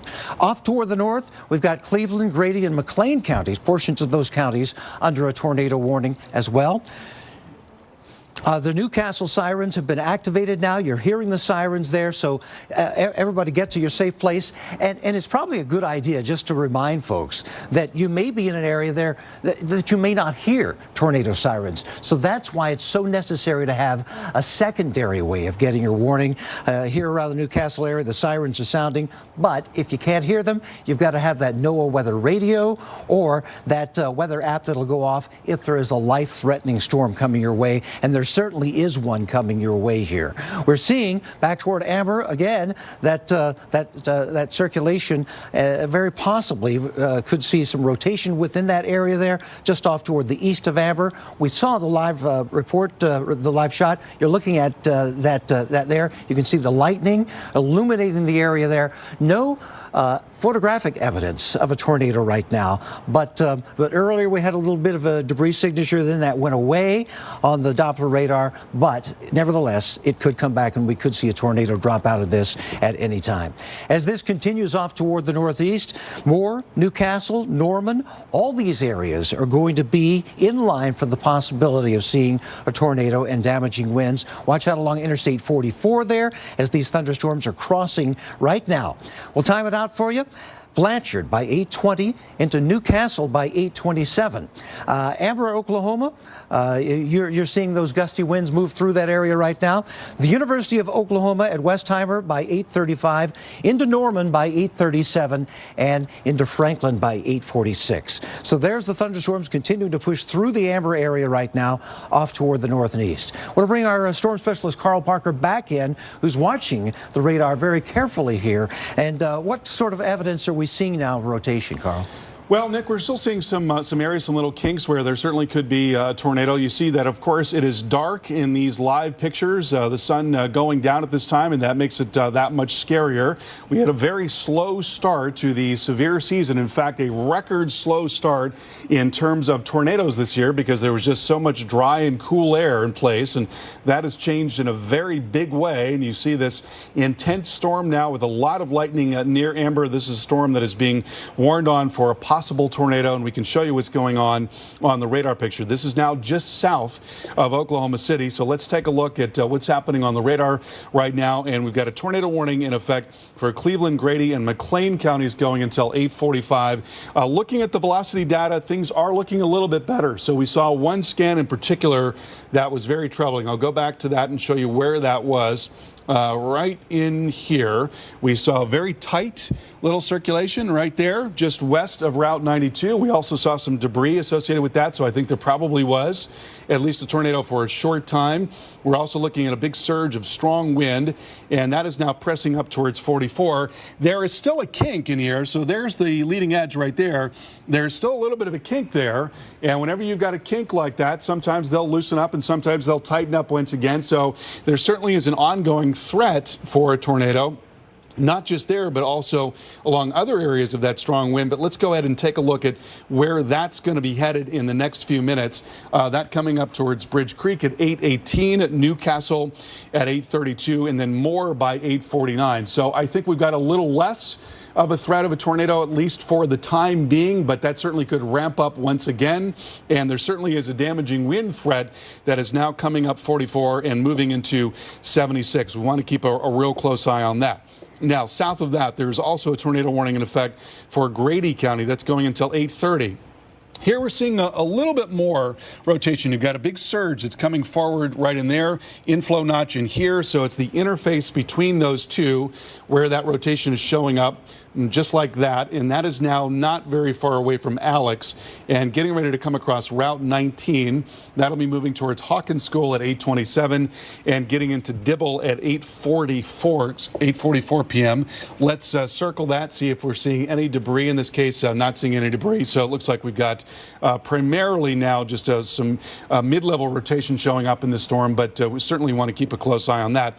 And then more broadly, you've got this big line segment that is now coming towards 35, and this thing has been producing a terrific amount of wind. We had a report of winds gusting to 106 miles per hour in Frederick in Oklahoma. There's a look at that wind as seen from the radar in Frederick. Now you'll notice here, right again, there's the leading edge of the strong wind right in there, but I've shown you all these little kinks. So right here and right here and right here, all these little kinks are areas that can occasionally tighten up briefly and give you a brief tornado, but then you've got this massive damaging wind threat behind that of 60 and 70 mile per hour winds. There's the brand new scan there. So let's take the leading edge of that. And that's going to be coming towards 35, basically moving to the east, getting into Lindsay, into Wilson, into Lone Grove, and also into Ardmore. And again, we've had reports of wind and wind damage, very serious wind there in southwest Oklahoma. Southwest of Kansas City, a tornado warning to tell you about right along 35. Similar story here. You've got a line of storms, little kinks developing along the line. Anderson, Franklin, and Osage counties going until 8:45. We'll look at the velocity data. And I'm going to go back just a little bit here, see if we can get that other radar. And there you go. That's a better look at it. And you see the same kind of thing. You see that you've got this leading edge, but then you've got little kinks within that. There's a kink that's right there in Melbourne. In fact, that's a little bit more than a kink. That's actually a little bit more of a rotation showing up just north of 35. So let's track that out and see who that might be headed towards. A lot of times these things are transient, but sometimes they can last a little longer than you'd expect. So that'll be moving towards Homewood and Ottawa and Peoria and also into Franklin. Possible tornado there. Also a little bit of spin on the southern end of this. There's actually a second area that I'm looking at right there, and that is now west of Richmond and Garnet, and another possible tornadic circulation coming up towards Revere and Glenlock and Richmond and also in Pottawatomie. So this is just one of those nights when you really want to stay on your toes, folks, as this line of storms comes in. Farther north, south of Cedar Rapids, got some severe thunderstorm warnings here. There was a tornado warning here earlier That has now been canceled. Cedar, Johnson under warning right now, and also looking at some stronger storms coming into Chicago, Nick, and we're going to see an ongoing threat for severe storms in Chicago tonight and through a good part of the Midwest. A lot of available energy out across the Midwest tonight. It's just a super wide area that we could see this threat. We're talking about multiple threats here, not only of tornadoes, but also of the damaging wind threat that we've been talking about and large hail. We have a new tornado watch now, and it covers much of eastern Oklahoma. This goes until 3 a.m. So not only are we seeing a widespread threat, but we're seeing a long-term threat too. This is going to go after midnight, well after midnight, as these thunderstorms continue to progress eastward. Tulsa down toward McAllister, you are in this watch until 3 a.m. That watch continues back toward Oklahoma City and back toward Wichita Falls as well, the one that we had earlier. And of course, we have more tornado watches toward the north and severe thunderstorm watches toward the south. This watch in Oklahoma City, by the way, out at 10 p.m. Central Time, and thus the threat will continue to push eastward on into the eastern portion of Oklahoma. Now we also have that threat that extends way up into Kansas and into Missouri, and this portion of the watch goes until 1 a.m. here in northern Missouri. That includes the Kansas City area and up toward Kirksville and even portions of southern Iowa. Des Moines, not in a watch right now, but just off toward the south in that tornado watch here until 1 a.m. And then, of course, we have that severe threat that continues on into Iowa, into Illinois, and even into portions of Indiana and farther eastward as well. So again, so widespread here from the Midwest all the way down into the southwestern portion of Texas. It is a long line of thunderstorms and warnings all along the way here, all the way down toward areas south of the San Angelo area. Of course, we're continuing to watch the Midwest. We're continuing to watch Chicago as thunderstorms come through that area right now. You have warnings for hail and damaging winds off toward your southeast, off toward your northwest, around the Milwaukee area as thunderstorms get very close to you. These are under warnings for the possibility of hail and damaging winds as these thunderstorms ride along Interstate 94 and are continuing to make their way through Dodge, Washington, and Waukesha counties. Brookfield, New Berlin, you are among those areas that could very well see damaging winds, plus the possibility of large hail. This warning goes until 9 p.m. Central Time as these thunderstorms continue to push eastward here into areas probably to Milwaukee by 9:17.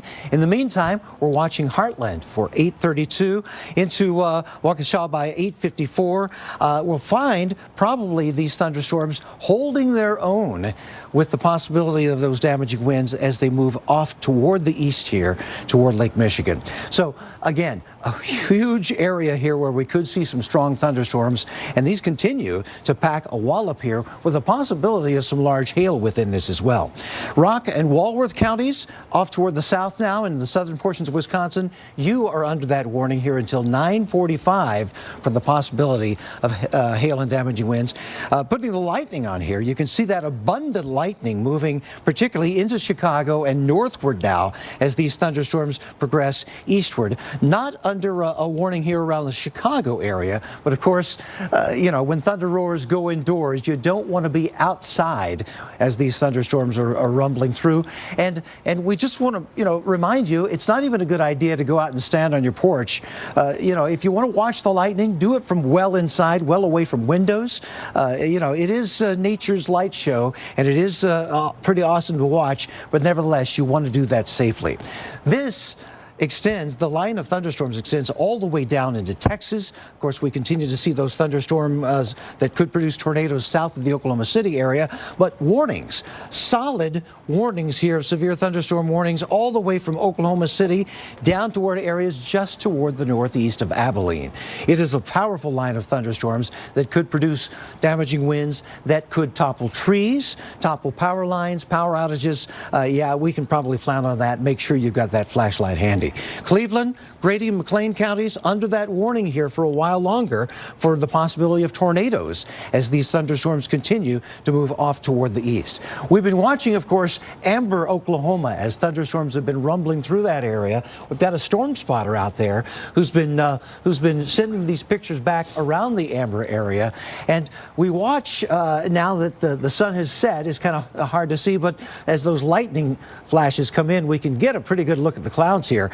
It looks like that threat has moved a little farther toward the east now, Carl. And how big a threat do we still have for tornadoes? Well, you know, I'm not seeing the same level of threat in the velocity data that we were looking at for a time here. And we're going to get back into that in just a moment. I want to show you just how expansive this area of storms is right now, extending from North Texas up into Oklahoma and Kansas, all the way up through the Midwest. So it really does look like spring. Warm air has returned in a big way across much of the plains in the Midwest. So we've got a whole string of warnings. Eventually, this is going to get you involved in the Metroplex. For now, it's fairly far away. We've got a couple of tornado warnings now just south of Oklahoma City. Cleveland, Grady, and McLean counties under warning. And what we're looking at here is a surge of strong winds. So right in there, that's the leading edge of the strong wind. I'm not seeing a real tight circulation right now. We were looking at a tight circulation just west of Amber. We also saw some debris on the radar. It was fleeting, lasted for one scan, immediately began to loosen up with the successive scan there. So I think mostly what we're looking at is a damaging wind threat. That's going to be coming into Moore and Norman.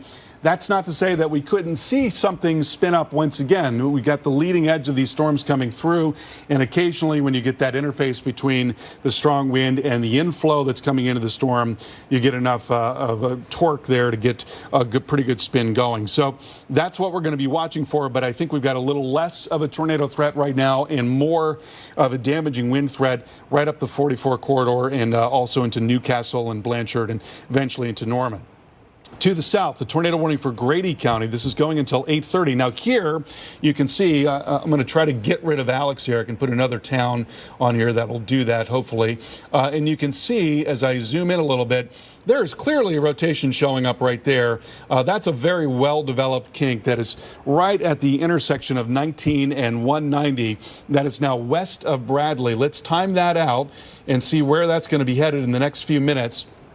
That'll be coming up into Dibble at 8:45, so time now to get to your safe place there in Dibble. Let's also circle this and see if we see any evidence of debris. We're looking for meteorological targets in red and non-meteorological targets in green and blue. If we do not see that being co-located with the area of strongest circulation, then there's a pretty good chance that this is a circulation that is aloft, but it's not always like that. There are plenty of cases where we have tornadoes and we don't get any debris signature at all, but at least that is encouraging that we're not seeing that at this time. But nonetheless, there could be a tornado in this case, so you want to again get to your safe place in Dibble, and certainly so in Alex.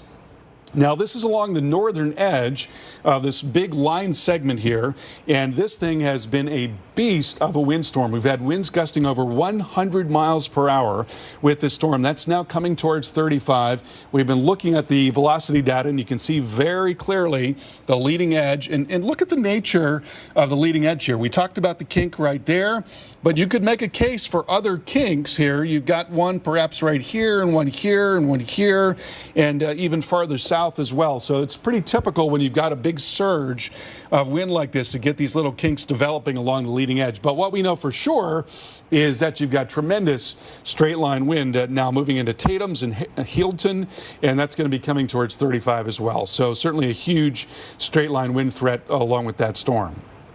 Now up into Kansas and Missouri, southwest of Kansas City, tornado warning along Interstate 35. This is Anderson and Franklin counties going until 8:45.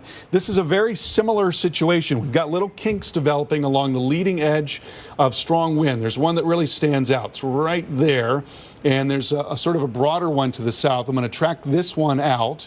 And that's going to be coming up across Route 59, so moving towards Princeton in the next few minutes. Harrison, 8:47, Cutler, 8:55, and Stanton at 9:02. We'll go through the same routine here. We'll circle that. We'll see if there's any evidence of debris at this time. Not seeing anything like that. So you've got a damaging wind threat and possibly a tornado right along the leading edge of that strong wind. Now to the north, we've got plenty of severe thunderstorm warnings. One great big line that's moving into northwestern Missouri. Some stronger storms near the Quad Cities, near Davenport, out towards Cedar Rapids. We've got a severe thunderstorm warning in effect. Now west of Davenport, Cedar, Johnson, and Muscatine counties under warning until 9 p.m. And looking at the possibility of some half-dollar size hail along with 60-mile-per-hour wind. And then into Milwaukee, Dodge, Washington, and Waukesha counties under warning until 9 p.m. And this is now moving pretty quickly into Milwaukee. It's going to be on you in short order. Last I checked, we had a motion here of around 50 miles per hour. Let's see. Actually, this one's moving a good bit slower than that, closer to 25, 30 miles per hour. Looking at some 60 mile per hour wind as that comes into Milwaukee. That's not very far away. I'm going to time this out as well. Looks like we've got a hail threat now moving towards Waukesha and Menominee Falls. And this is going to be moving into Waukesha probably at 8:40. I'm going to extend that just a little farther to the east to include Milwaukee. So coming into Milwaukee in probably about a half an hour or so, we're going to be looking at some very strong wind and possibly some large hail as well. So threats, Nick, over a huge area of the plains and the Midwest. Over to you. It really is. And we're talking about areas that extend all the way back down into Oklahoma under those tornado warnings, including that tornado watch until 3 a.m. for the eastern portion of Oklahoma, but also down into West Texas, where we're under a severe thunderstorm watch until 2 a.m. And this encompasses areas all the way from the Mexican border around Del Rio up towards San Angelo and even into the Graham area. Wichita Falls in that tornado watch that extends all the way up to the Oklahoma City area. Tornado watches also extend through Wichita into Kansas City and St. Joseph, Missouri. This watch until 1 a.m. Central Time, and that extends into the southern portion of Iowa as well. And then we've got those watches that move all the way into the Chicago area. It goes until 11 o'clock Central Time. Possibility of more severe weather making its way across portions of Iowa and into Illinois. There are the thunderstorms. And within those watch areas, we're already seeing storms that have produced warnings. We have warnings here around the northern areas of Indiana, right near the lake. The warnings there up around the Milwaukee area. We also have heavy rain pushing just to the southwest of the Des Moines area that's prompted a flash flood warning. So multiple threats here, including that threat of tornadoes. A new warning here for portions of Anderson and Franklin counties in Kansas. Ottawa, Pomona, Richmond, you are in that warning here until 9 p.m. Line of thunderstorms pushing through that area, and that line is obviously going to have a damaging wind threat. We're talking about winds that could knock down branches, maybe even whole trees here. We're seeing those storms move to the east at about 50 miles per hour. So very fast moving storms that will pack a punch with wind for sure. So get into your safe place. You're under a tornado warning here for a little while longer. But of course, not only that tornado threat, but also that damaging wind threat. Into Ottawa by 8:34 p.m. Into Franklin by 8:46. 9 o'clock, we could see this move into Paola, into Spring Hill by 9:04. And into Aubrey by 9:14. So we're watching areas here in eastern Kansas as these thunderstorms continue to push off toward the east across Interstate 35. Harris has been reporting very gusty winds right down in this area here of 60 miles per hour. A 60 mile per hour wind gust was reported in that area here. So obviously this line of thunderstorms really is going to be dangerous as it moves into the Ottawa area and then eventually even possibly across the Kansas line into portions of Missouri. Kansas City not under a warning right now, but off toward your north, you're seeing that severe thunderstorm warning into the northern portion of Missouri. We talked about the areas here southwest of Des Moines, not only severe weather, but also very heavy rain as one round of thunderstorms has moved through the area, dumping 2-3 inches of rainfall in that region. And now more thunderstorms are coming through, already producing the possibility of flash flooding. It's one of those evenings where you do not want to be out on the roadways. If you have to, if there's an emergency, please, if you come to flooded roads, turn around, don't drown, find another way. Here's your future radar, and here's what we can anticipate over the coming hours. Watch these thunderstorms as they push on into the eastern portion of Oklahoma. That could have a tornado threat into that region. Into Springfield, Missouri, we'll be watching not only heavy rainfall, but the possibility of damaging winds moving in that area too. Oklahoma City, looks like we'll probably see another round of rain moving through that area. Let's take a look at some live pictures now in Oklahoma. Rogers, Oklahoma. This is Will Rogers Airport, I should say, in Oklahoma. The pictures here showing the lowered clouds as these thunderstorms move into the Oklahoma City area. And of course, we're continuing to follow the threat of those thunderstorms as they push through Oklahoma City. Even to just right around Oklahoma City, off toward your south, you're under a tornado warning still.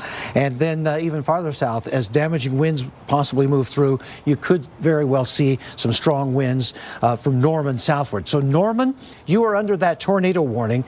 This covers portions of Cleveland and McLean counties, Moore, Newcastle, and Norman.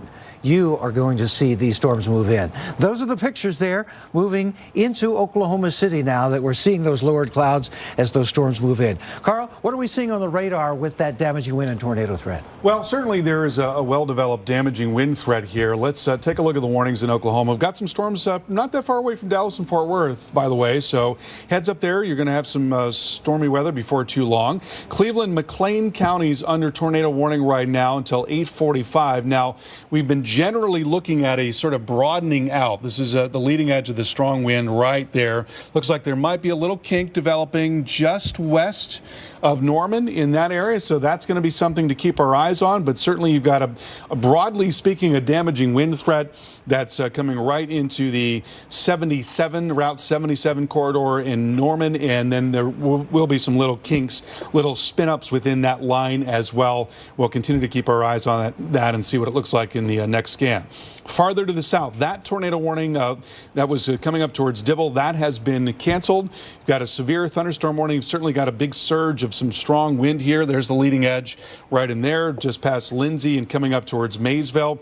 Much broader area of strong wind, much farther south. Garvin, McLean, Murray counties under warning for damaging wind. And look at the progress of this thing. This is the area of strong wind, that area of orange right there. I mean, this thing has been blasting across parts of southwest Oklahoma, right across 44 and south of 44 up into Lawton, Walters, and Bray. We had a report of winds gusting to 106 miles per hour in Frederick, and I would imagine a lot of other areas where we've had some wind damage as a result of that storm. Now, southwest of Kansas City, we've got a similar setup here. You've got a line of storms, but some kinks that have developed within the line. So Anderson, Franklin counties under warning until 9 p.m. You can see the kinks showing up right in there. You've got another kink to the south that's broader than that. The one that's just west of Richmond is the one that is really most impressive right now, and that is right along 59 there. So let's track that out and see where that's going to be headed in the next few minutes. That's going to be moving to the east-northeast up into Princeton, really just about on top of you in Princeton, and it'll be coming into Cutler 901, Stanton 908, and then I'm sorry about that. Sawatomi at about 917. I probably butchered that name. My apologies. And so let's take a look and see if we have any debris that's showing up. Not seeing any debris at this time, but we are certainly seeing a rotation there. And going back to the velocity data, new scan has just come in. And again, it's kind of a broader area. You've got a general circulation like that and like that. You've also got something like this in here. Broad, not real tight, not real well defined, but there is circulation there that's along the leading edge of that strong wind. So there certainly is some potential for a tornado to develop, and that is generally going to be south of Interstate 35, coming up across routes 169 and eventually into Route 279, more immediately right near Route 59 as that moves off to the north and east. All right, up into the Midwest. This is mostly severe thunderstorm warnings. We've had occasional tornado warnings in these areas, but mostly what we've had is severe thunderstorm warnings. Got one of those in effect now for the Quad Cities, the northwest side, Davenport, Cedar, Clinton, and Scott counties under warning until 9:30. Looking at the possibility of some damaging winds, some 60-mile-per-hour wind and 1-inch hail with that storm as it comes into Eldridge. And then to the north of that, we've got Dodge, Washington, and Waukesha counties under warning warning until 9 p.m. And looking at some pretty strong wind coming into Milwaukee potentially. It's not very far away at this time, now just off to your north and west. And it's going to be overspreading the entire metro here in just the next few minutes. So it's going to be some pretty active weather there in Milwaukee coming right into 43. Nick, over to you. In addition to the tornado threat and the damaging wind threat, of course, we have that threat of very heavy rain that could cause flash flooding. And in fact, we're seeing a new flash flood warning back toward Canadian and Grady counties here to the west of Oklahoma City. This is an area that has already seen upwards to 3 inches of rain. As a matter of fact, the rainfall rates with these thunderstorms have been 2 inches per hour. So we're talking about abundant rainfall in a short amount of time. Look at that, according to the Doppler radar estimates, accumulation of over 2 inches of rain as these thunderstorms push through areas just to the west of Oklahoma City. So this is the kind of rain that we can anticipate pushing across Interstate 35. Very heavy rainfall, blinding rain that is going to make it almost impossible to even see on the roadways here.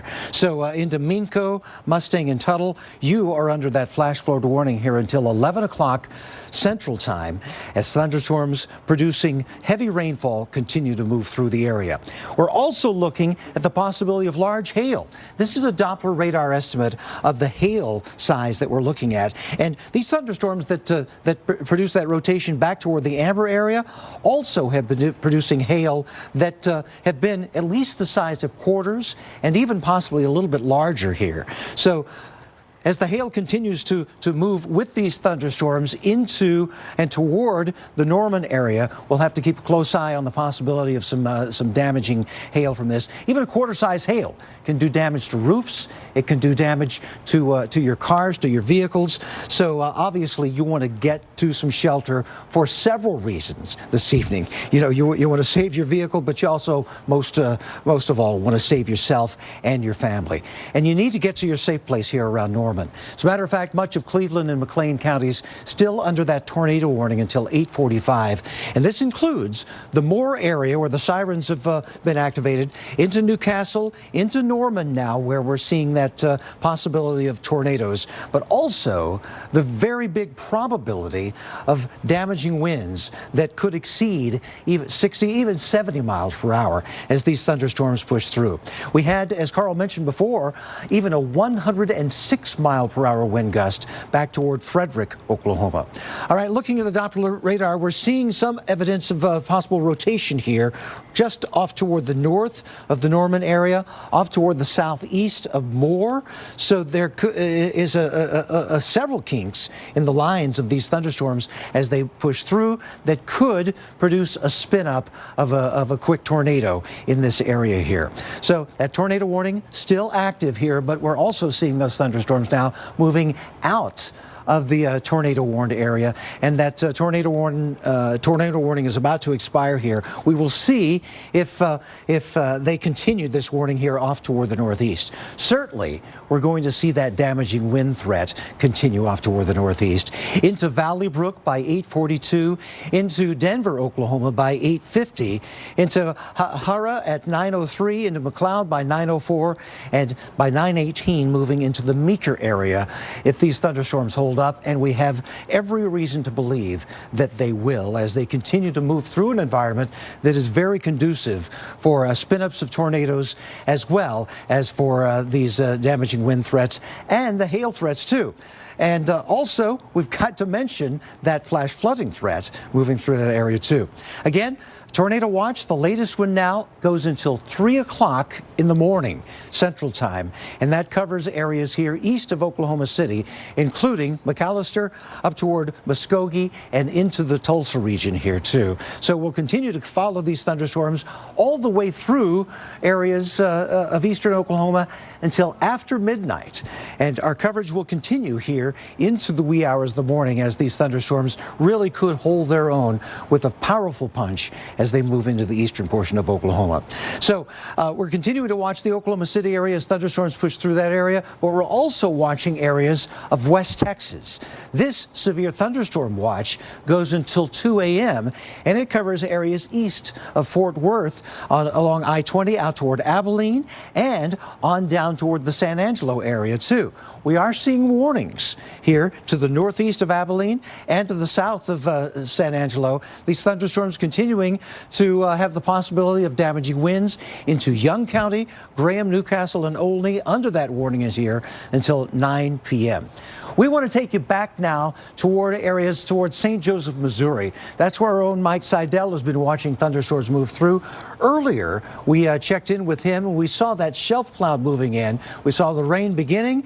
And Mike, how are things looking right now as those thunderstorms continue to push through? Yeah, it's much quieter now. In fact, the rain has lightened up considerably. We had the shelf cloud come right over us, and we're turning that video right now. We'll get that onto you here very shortly on the Weather Channel. But it rolled right over us here in St. Joe. Put it in perspective, we're about 50 miles north of KC, and because the storms are moving from the northeast, from the southwest to the northeast, and Kansas City is south of us, the action is just getting in there right now. We got the wind, the peak wind gust, just before 8 o'clock here in St. Joseph of 53 miles an hour. That could do some minor damage, knock down some tree limbs, maybe a little bit of power, but certainly not the 80 or 90 mile an hour gusts we had with this line of storms well out to the west of Emporia, out in Pratt, Kansas. They gusted to 92 miles an hour. That will do damage. That'll blow over mobile homes. I mean, that's, if you think about that, that's in the range of an EF1 tornado. We haven't had a tremendous amount of lightning. That's one thing that diminished. And again, so we did okay here in this part of Missouri because we didn't have quite the wind. We didn't have a whole lot of lightning, but we're getting the needed rainfall. That's what we need. And this is some of the rain that we got right after the gust front blew through. The temperature dropped from 82 down into the mid-60s, and look at the rain coming down. And why do we need the rain? It's been so dry here. St. Joseph has only had 3 inches of rain the entire year, and we're a third of the way through the year. They're down almost 5 inches, so we're going to take a dent out of that in the next couple of hours, and then we may get more rain early in the morning, maybe some more thunderstorms, but they will not be severe. And by the way, another round of severe is lining up for tomorrow afternoon and tomorrow evening as that big dip in the jet stream finally comes out of the southwest and pushes the cool front, which is northwest of here, and it basically hasn't moved that much in the past day. That'll move on through and take care of the severe threat and the rain threat. We get into Friday and the weekend, it's going to be absolutely beautiful here. In the meantime, still a lot of dangerous storms, the threat of tornadoes into the early hours of Thursday morning. We'll come back, check in with Carl Parker at the expert desk, and also Nick Walker. Coverage continues live on the Weather Channel till midnight Eastern. Not having a good breakfast can make you feel like your day never started. Get going with Carnation Breakfast Essentials. It has protein plus 21 vitamins and minerals, including calcium and vitamin D, to help your family be their best. Carnation Breakfast Essentials. Insurance that won't replace the full value of your new car? You're better off throwing your money right into the harbor. Gonna regret that. With new car replacement, if your brand new car gets totaled, Liberty Mutual will pay the entire value plus depreciation. Liberty stands with you. Liberty Mutual Insurance. I told myself I'd hit the course once work let up. Look at me now. I can't stop to groom myself, much less play 18. Oh, thanks, Karen. Don't make the same mistake I did. Become a Golf Now VIP member and snag a tee time without booking fees. VIP members also get cancellation protection and earn faster rewards. Ooh, coffee break. And break's over. Why golf later when you can golf now? I can't wait till the robots replace me. Go play.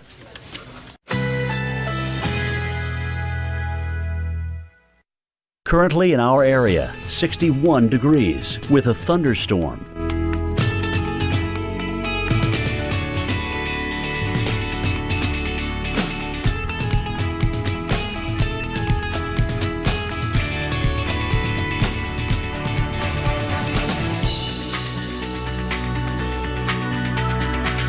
Tonight, strong to severe thunderstorms likely, low 56.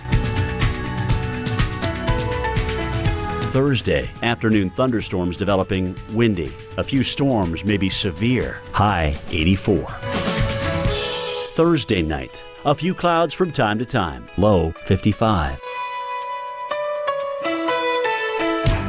Here's our 7-day outlook.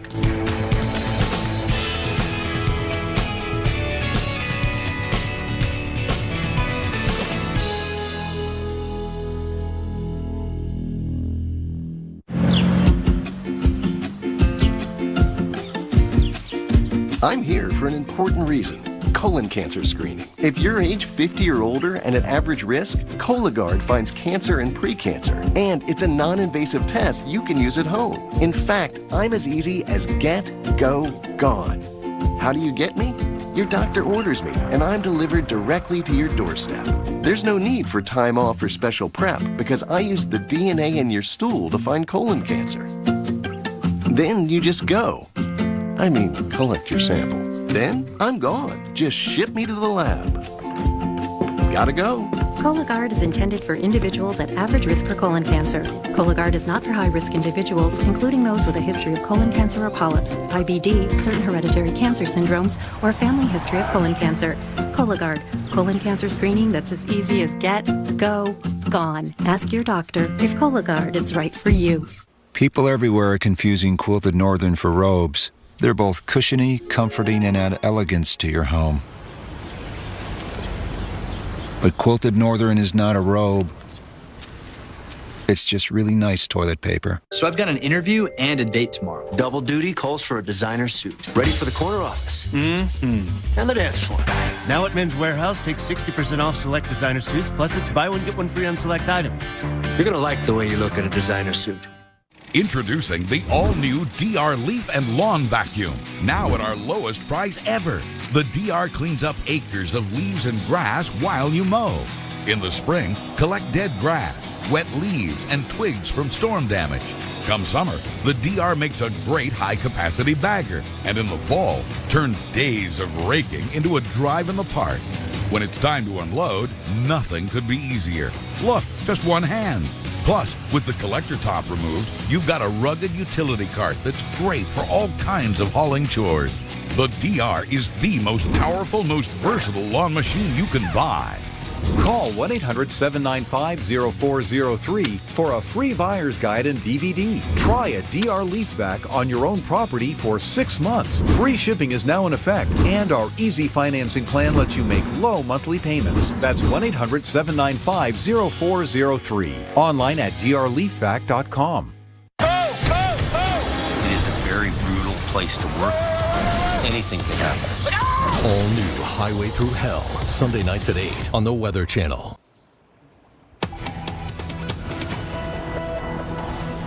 Welcome back to our coverage of severe weather. I'm storm specialist Carl Parker. A very active night tonight with tornado warnings and damaging wind as well. Winds gusting over 100 miles per hour in southwestern Oklahoma. We've had warnings from Texas all the way up into Wisconsin and Indiana. And it looks like it's going to be a very long night. This is the culprit. Big upper low now in the southwest and a flow of warm and humid air coming up. And ahead of that, a classic spring setup here, something that we've not seen a whole lot of so far this year. And you've got a huge area of storms now extending from parts of Texas up into Oklahoma and Kansas and right up through the Midwest and into the lakes. We've been watching some storms very carefully in the Oklahoma City metro area. A couple of tornado warnings to tell you about. One of those for Cleveland County. We've been looking at little kinks in the line here, and that is getting pretty close to the radar. Look at that showing up right there. That could very well be a developing tornado. Let's look and see if there's any evidence of debris. What the radar is doing here is showing us if there are some non-meteorological targets. We are seeing some lowered values there. Boy, that's tough to say. That's a close call, but there certainly is a tight little circulation that is now just east of 77 and Norman. So let's track that out and see where that's going to be headed in the next few minutes. Moving a little to the north of east, going to be getting towards Blackburn School in the next couple of minutes here. then into Stella at 9:06, and then into Pink at 9:15. Possible tornado coming your way, and on the south side of the Oklahoma City metro area. This is an area where we've had a lot of experience with tornadoes, some terrible tornadoes, 1999, 2008, 2013, and here we've got some ongoing tornado warnings, though this is a very different situation. This is a big line of storms, and along the leading edge of that line of strong winds, we're getting some circulations developing. We've got a new warning in effect here for Cleveland and McCain counties, and that is going until 9:15. Let's take a look at the velocity data in this case. And here, too, seeing a pretty strong circulation now just west of Purcell. So right in that area near 77, you see that sort of bright blue that's showing up, and then the darker colors as well. That's where wind is coming toward the radar and moving away from the radar at the same time in a relatively tight area that indicates circulation. So that is now coming into Purcell. You want to get to your safe place right now in Purcell. Possible tornado coming your way. And that's going to be moving in the next couple of minutes. Also moving into Willow View at 9:07 and McKittyville at 9:14. I'm going to again circle this area, and we'll query the radar here, look for any evidence of non-meteorological targets, debris. I'm not seeing that at this time, but there is a pretty strong circulation showing up there near Purcell. And I'm going to go back to the storm that is not very far away from Norman, Oklahoma. That's again Cleveland County. Still awaiting a new scan here. This is really close to the radar. You can see where the radar site is. So we're getting a very good look at that. And that is a pretty tight little circulation that is showing up there. Looks like it is a less populated area, not unpopulated, but a less populated area. We'll keep a very close eye on that. We'll come back to that in a few minutes and see when we get a new scan if there's any change there. All right, Garvin, McLean, Murray counties under warning for damaging wind. This is the storm that has produced 100-mile-per-hour wind in southwestern Oklahoma, beginning to weaken some as it comes across 35, but still a damaging wind threat. Could be some large hail as well. Also, tornado warning southwest of Kansas City. This is right along 35, so this is getting into the exurbs there in Kansas City. That's Johnson and Miami counties in Kansas. And look at the velocity data here in a similar situation. Again, you've got a little kink on this line, and that is just southwest of Spring Hill. So right there, that's where the area rotation is showing up, and that is moving to the north of east. So that'll be coming into Spring Hill at about 9:05, moving into Aubrey at 9:21, and Loch Lloyd at 9:31. Possible tornado there. Again, looking for some debris here. Not seeing anything that is clear-cut at this time, just some clear air return there. Then farther south, another tornado warning, an elongated tornado warning. And actually the leading edge of these storms really just about outside of that area at this time. We've seen a lot of little kinks here. There you see one showing up near Paola. You've got sort of a broader one in here, maybe one to the south of that as well. I think possibly a tornado coming towards Paola. So, you know, a lot of times these things are very transient in nature. You can see them all lined up. There's one here, there's one here, and there's a sort of broader area of shear right in there. They can be very transient. You've got a damaging wind threat, and you get these quick little spin-ups along the leading edge. And a lot of times it's over before it started. But sometimes they do develop into something much more than that. So it certainly does bear watching. I'm going to go back to south of Oklahoma City and see what the new scan is showing us here. And that line is now just past the radar. We've still got a kink right in there, but not what I would call a very tight circulation. So it's just one of those things that we need to continue to watch very closely. All right, let's go up into parts of the Midwest now and see what's happening there. We've got a whole string of severe thunderstorm warnings. One is just south of Des Moines. Doesn't look like you're going to have much of a severe threat there in Des Moines because you've got so much rain coming down right now. That certainly is going to stabilize the atmosphere. So you've got a much greater threat for severe weather here than you do farther to the northwest. We are looking at some warnings near the Quad Cities around Davenport. Also want to tell you about warning farther to the north up into southeastern parts of Wisconsin. That's Rock and Walworth counties under warning, Racine under warning, Kenosha, Milwaukee, Racine counties under warning, and Milwaukee under warning as well for possible damaging wind. That storm now coming into downtown Milwaukee. Nick, over to you. We were talking with Mike Seidel earlier, and he was talking about how things have improved around the St. Joseph, Missouri area, but also mentioned that severe threat for tomorrow. And it looks like we very well could see more strong thunderstorms, not only there, but over a widespread area from the Midwest southward. Let me show you the map here. And this really extends all the way into the Great Lakes in the Northeast and back down into Oklahoma and Texas once again, with that likely severe threat again in portions of Oklahoma, Kansas, and into Missouri. We have torcons out, a 5 for eastern Kansas and Oklahoma, in northeastern Texas as well here for tomorrow. It is a 4 in 10 chance of seeing a tornado in the Iowa and western Missouri area, and a 3 in 10 chance in southern Wisconsin, portions of Illinois, and into eastern Missouri. So again, the tornado threat is going to be elevated throughout this area. As a matter of fact, thunderstorms are going to extend well past areas into the plains, across the Midwest once again, Chicago into Detroit, Pittsburgh, Buffalo, and Syracuse, all the way to Boston and New York could see some strong thunderstorms tomorrow. We've got all the ingredients continuing to be in place, that low-level moisture, the dry line, that boundary between the very moist air toward the east, the dry air toward the west, high available energy, and even some available energy for strong storms all the way up into the Great Lakes. So stay with us. We'll continue to keep you posted here on Weather Center Live. Look at that.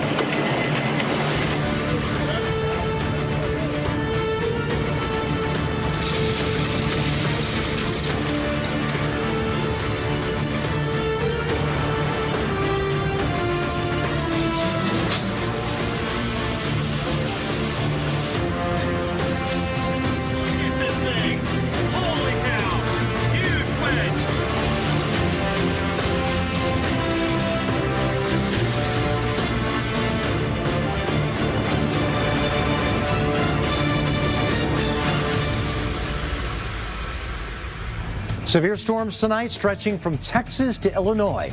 Right now, more than 19 million people are in danger. We thank you for staying with us for our continuing severe storms coverage. I'm meteorologist Nick Walker. Carl Parker is with us watching the radar, and we're continuing to see spin-ups from possible tornadoes as well as a big-time damaging wind threat. Carl, thunderstorms continuing to push across central portions of Oklahoma and eastward. Yeah, that's right, Nick, and we're getting warnings all over the place here. Just getting the radars updated because we've got all kinds of areas that are under threat for severe weather right now. We're going to begin with what's going on in Oklahoma. That's where some of the strongest storms have been. We've had quite a few tornado warnings. We've had a damaging wind threat, winds gusting over 100 miles per hour. Let's zoom down and show you what's happening in Oklahoma City. So we've been looking at little kinks along the leading edge of this area of damaging wind. A tornado warning in Cleveland County right now. We're still seeing a notch right there. So right where that notch is where you've got some potential for a tornado. It's not as tight as it was just moments ago, and it looks like it's in a relatively rural area as well, so hopefully we're not looking at much of a threat in that area. There is, however, a tornado warning to the south, and that is Cleveland-McLean, and that's going until 9:15. Let's look at the velocity data here. In this case, we are seeing a more pronounced rotation. That area bright green and blue where wind is coming toward the radar, and then the darker colors where it's moving away from the radar. But they've just decided to cancel that tornado warning. So it's a sort of a broader area, and I think we've got much less of a threat all the way around. But looking at certainly a damaging wind threat, I think that's going to be one of the main things going forward. You can occasionally get these little kinks developing along the leading edge, but you've certainly got a significant damaging wind threat. We've been looking at that all night in southern parts of Oklahoma, and now south and east of Oklahoma City, Pontotoc, Pottawatomie, and Seminole counties under warning until 10 p.m. All right, let's take you up into Kansas City. Similar setup here. You've got a big complex of storms, and right along the leading edge, we've got some little kinks developing. Johnson and Miami counties under warning until 9:15. This one is definitely more well developed. You can see that big surge that is just west of Spring Hill. So right in there, that's where the storm is rotating. That is just about on top of you in Spring Hill. So you want to get to your safe place right now. It's going to be coming across Route 169, moving into Spring Hill, Ochiltree, into Aubrey, and also into Riddell there. Let's see if we see any evidence of debris just west of Route 7. I'm not seeing anything that is clear-cut at this time, but certainly something we want to continue to keep our eyes on. We also were looking at a tornado warning down the line farther south. That has been allowed to expire, but there are a lot of kinks along this thing. And you know, again, these things tend to be transient, but you've certainly got rotations that are showing up. So I think in addition to the damaging wind threat, you see one right in there, you see one right in there, you see one right in here. Got a lot of little kinks showing up. I think there is potential for tornadoes apart from the damaging wind threat. That's now coming generally towards the 169, 279, and 69 corridors as it moves off to the east, about 30 miles per hour. Now let's get you farther north and up into parts of the Midwest. We're looking at some warnings in southeastern Wisconsin. We've been looking at warnings near Milwaukee. I'm going to take you down into this area right around Racine here, where there's a new warning, and that is including Milwaukee. That's Kenosha, Milwaukee, and Racine counties under warning for damaging wind. That storm now coming right into Milwaukee and moving into 41. Could be some large hail along with this storm, maybe some 1-inch hail, and also 60-mile-per-hour wind. Seeing the leading edge of that strong wind now not very far away from Racine and coming into Milwaukee as well. And then I want to take you also farther to the east and get over towards Detroit, because we've got some new warnings here. And let's take a look at that. That is now Lenawe and Livingston and Washtenaw counties under warning, and you can see where this is headed. So this is coming right into Detroit there. It's certainly going to be affecting the airport in the next few minutes. 275 as well, damaging wind and large hail with these storms as they move along towards the east. So a very large area being affected by the severe weather tonight. The primary threat for severe weather is going to be centered around Kansas and Oklahoma and up into Missouri, but it's going to extend from Texas all the way into the Southern Lakes. Nick, over to you. And the threat ongoing throughout the night. And as a matter of fact, we've been seeing it ongoing for more than 24 hours. People across the Midwest have seen round after round of severe storms, and that threat does extend into the late night hours. Our Chris Bruin is live in Topeka, Kansas, where we saw storms rumble through. Still some warnings off toward your east now, but Chris, things looking a whole lot better where you are, but we can't rule out the possibility of even more severe weather tomorrow. Yeah, that's right, Nick. And not only severe weather, flash flooding, that's going to be a big concern, too, because it's been nonstop raining for the past 2 hours now, and we've picked up close to an inch around the Topeka metro area. Some areas probably even more. Keep in mind, we've only seen about 4.5 inches so far this year alone.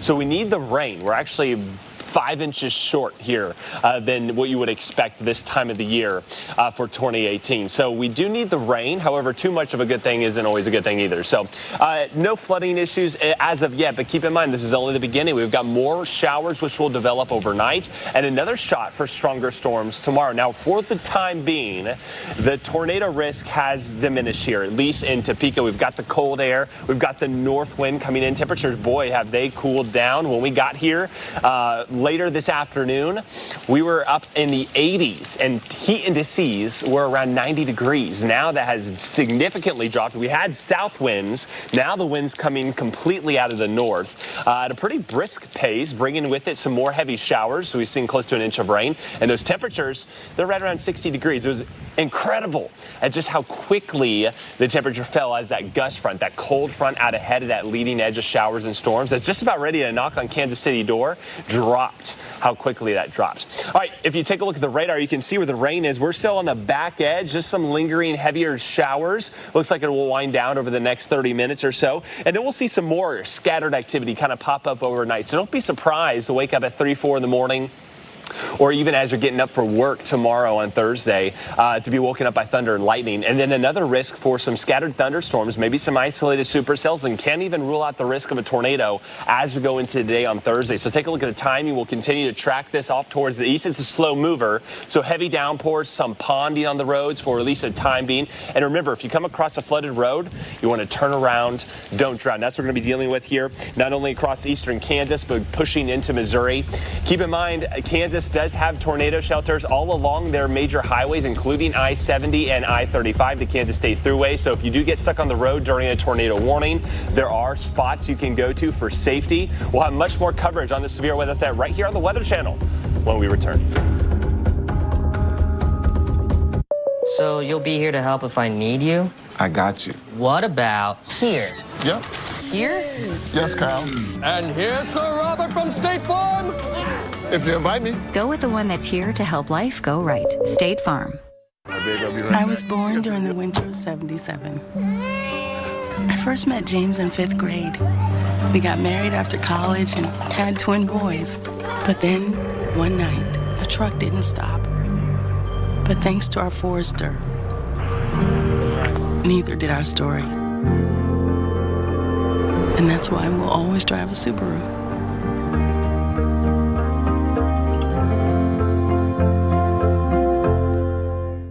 Introducing new Post-it Extreme Notes. They stick in tough conditions, so you can get it set and get just about any job done. Water resistant with Durahold paper and adhesive. New Post-it Extreme Notes. They're tailored for tough. Please keep your shoes on. Stop messing with your sister. Hey, don't make me come back there. So? Feels really good. Yeah, I'm gonna buy it. Customer service that goes the extra mile. Enterprise makes it easy. When you hear Domino's, you think pizza. But we're more than that. We're mouth-watering bread twists, oven-baked sandwiches, pastas, chicken, and pizza. Just $5.99 each when you order 2 or more. We didn't stop at pizza, and you don't have to either. Coppertone Sport, proven to protect street skaters and freestylers. Stops up to 97% UV. Lasts through heat, through sweat. Coppertone, proven to protect. If you have moderate to severe plaque psoriasis, little things can be a big deal. That's why there's Otezla. Otezla is not an injection or a cream. It's a pill that treats psoriasis differently. With Otezla, 75% clear skin is achievable after just 4 months, with reduced redness, thickness, and scaliness of plaques. And the Otezla prescribing information has no requirement for routine lab monitoring. Don't use if you're allergic to Otezla. Otezla may cause severe diarrhea, nausea, or vomiting. Tell your doctor if these occur. Otezla is associated with an increased risk of depression. Tell your doctor if you have a history of depression or suicidal thoughts or if these feelings develop.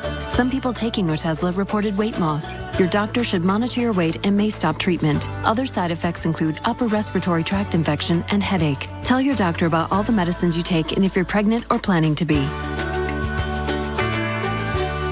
Otezla, show more of you. There's an opportunity in every window.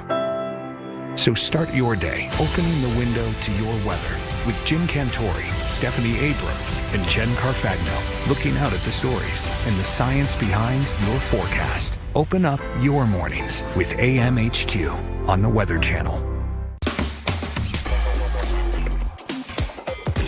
Well, this is smart. Yeah. Weather Underground, weeknights at 6. I think that's smart. Marion County, Kansas. Look at this as storms roll through this gustnado here as we saw storms make their way through Marion County. This is indicative of what we have seen and what we could continue to see here as we head through this evening. Let's get a look at the radar through the eyes of our storm specialist, Carl Parker, who's watching new tornado warnings coming in now. Yeah, that's right. We've got a tornado warning that is now just south of Kansas City. And let's take a look at the latest on the radar picture. We've been watching these lines of storms and little kinks developing right along the leading edge of this area of damaging wind. That's Cass, Jackson, and Johnson counties under warning until 9:45. There are 3 separate areas of circulation along the leading edge of this storm. There's one right in there. Here's another one showing up right there. And here's another one showing up right there. So possible tornadoes in 3 separate places all along Route 69. I can track each of these out for you. So this first one is going to be coming into Grandview, most likely at about 9:27. So in about 15 minutes or so, you want to get to your safe place there. Then the next one that's farther south, that's near Aubrey. That's going to be coming towards Belton, and that'll be moving into Belton at about 9:28, also in about 15 minutes. And then also to the south of that, the third circulation going to be coming towards Aubrey and Riverview Estates. And another thing we can do is look and see if there's any debris that's showing up on the radar picture at this time. Not seeing anything that is clear-cut associated with those, but certainly got some pretty well-developed circulations. We've seen a lot of this little line echo wave pattern where you've got these circulations that develop right along the leading edge but they've been pretty pronounced in some cases, and certainly that's the case there. Bates, Cass, and Miami counties also warning until 9:30. Under warning until 9:30. This area has loosened up considerably for the time being, so it looks like we've got a little less of a tornado threat in this case. Now I'm going to take you up into parts of the Midwest, and we'll show you some of the storms here. We've got some severe thunderstorm warnings now in Milwaukee. We've had some hail near Milwaukee. We've got a pretty good little core coming now down towards Racine. We've got a damaging wind threat as well. Kenosha, Milwaukee, and Racine counties under warning until 9:30. Also strong storms coming into South Bend, Indiana, and southwestern parts of Michigan there. And then farther to the east, we've got severe warning in effect for Lenawee and also Livingston and Washtenaw counties. My producer's going to be mad at me because I did not pronounce that properly. Well, she'll have to tell me again, and I don't know if she'll be able to do that right now. But we've certainly, Lenawee County, thank you very much. Lenawee County and Livingston and Washtenaw under warning here for some damaging wind. That's eventually going to be coming into Detroit as well and into that 75 corridor. So you've got a very large area of instability tonight and some stronger winds aloft, and that threat extending farther south as well and down into North Texas and into Oklahoma. We've had a lot of activity in Oklahoma. Let's take a look at the latest ongoing tornado warning near Shawnee. That's Pottawatomie County under warning. And here, too, we've had the same kind of thing that we just looked at near Kansas City, where we've got little kinks in the line. The kink in this case is right there. You see that little surge that is just west of Shawnee. So let's time that out.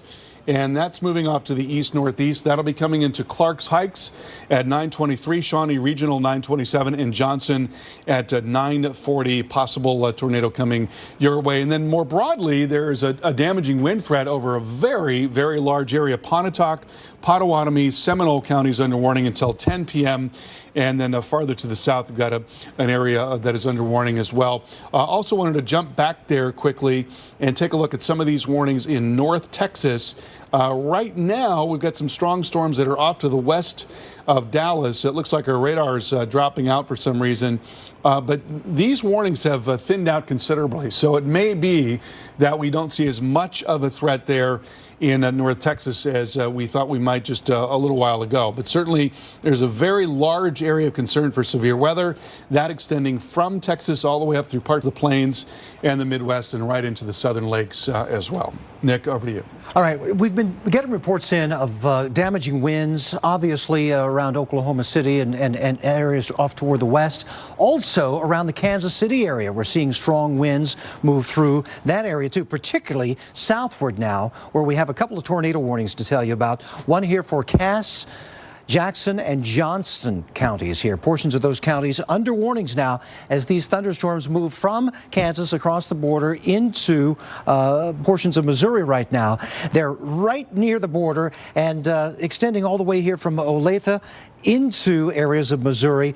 All along this line, we could see the possibility of damaging winds, but we also have what Carl has been pointing out all evening long is these little kinks along the line.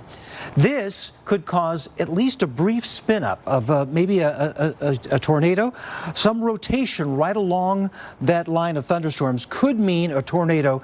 And of course, in addition to that damaging wind threat that is widespread over areas all the way from Overland Park southward, we're continuing to see the possibility of some damage here as these thunderstorms move into Missouri now. So we're going to keep a close eye on that. You see the rotation there right along that line of thunderstorms. So there very well possibly could be at least a brief tornado spin up as these thunderstorms move through, and thus the tornado warning here for this area.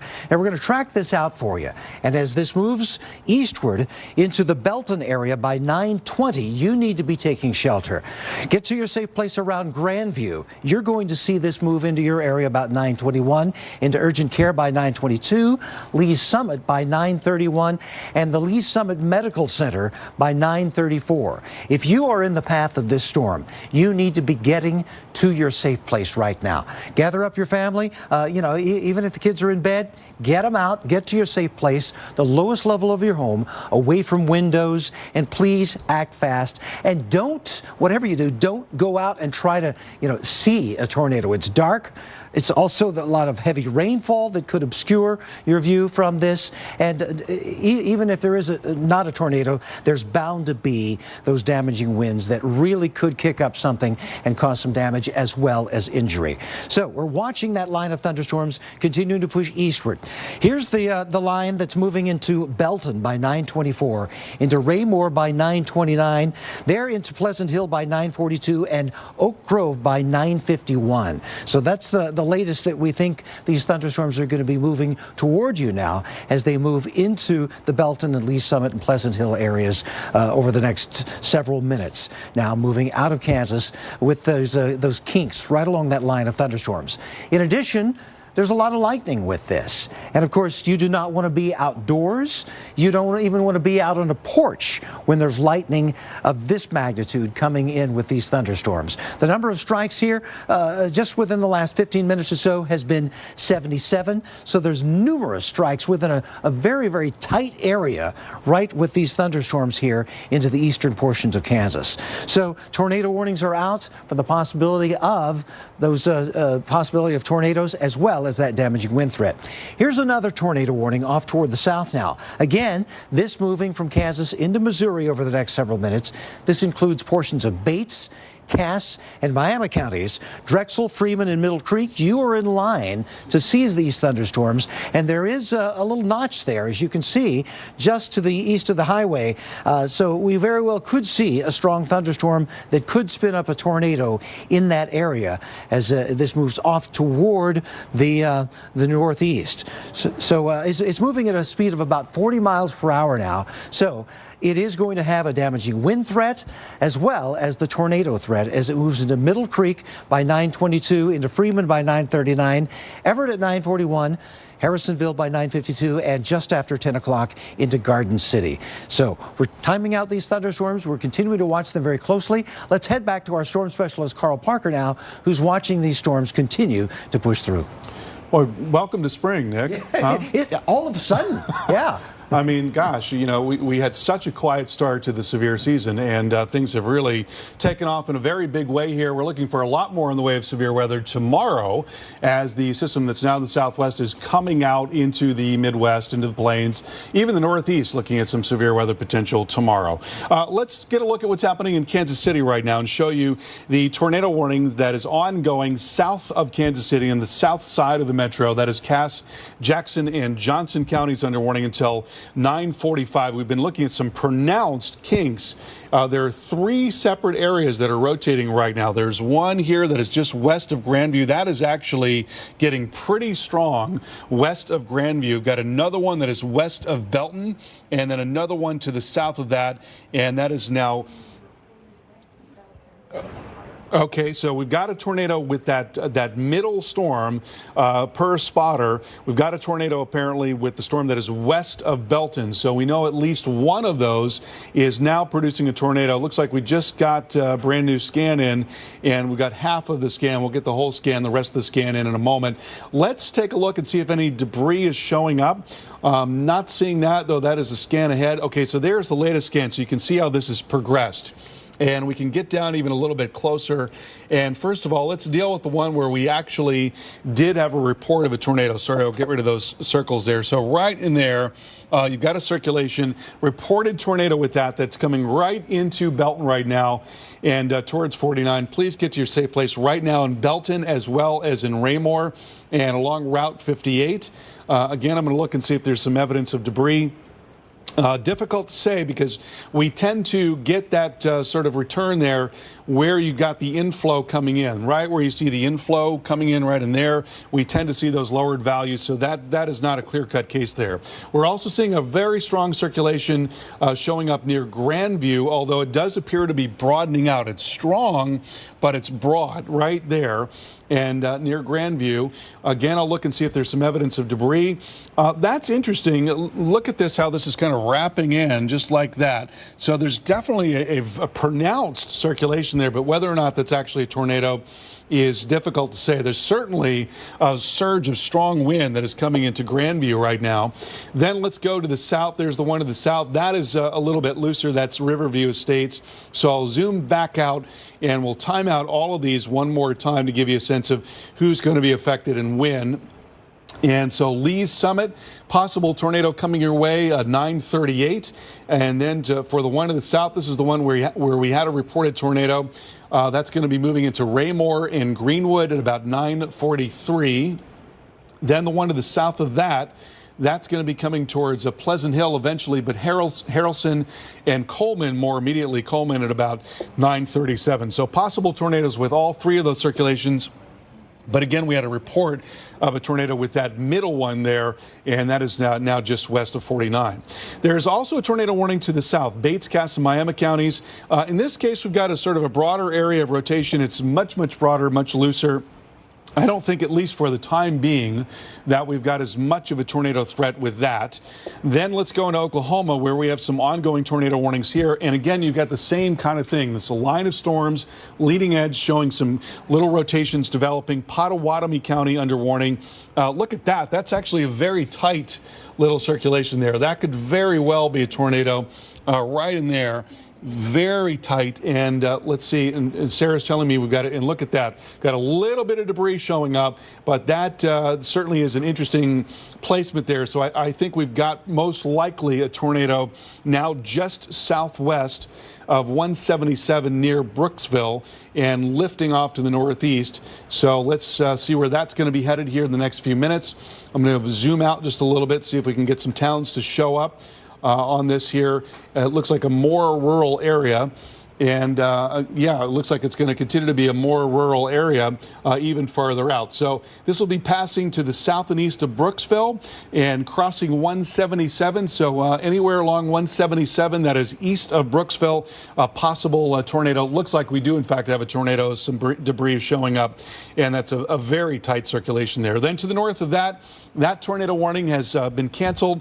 There is now a severe thunderstorm warning for Lincoln, Pottawatomie, and Seminole counties. And here I'm going to show you this tremendous surge of wind. We saw this in southwest Oklahoma earlier. Sometimes when wind is coming right toward the radar or moving right away from the radar, down the radial, as we say, then you get a really good look at the velocity of that wind. And in fact, we can query this. This is not very far away from the radar. That's another part of the equation. When it's a long way from the radar, you can have very strong wind aloft, but not all of that velocity is going to make it all the way down to the ground. But when you're closer to the radar, it's a better bet that the velocity that you're seeing is making it to the ground, particularly if you've got heavy rain in the vicinity. And look at that, 78 mile per hour outbound wind. So you're talking about 70 to 80 mile per hour wind.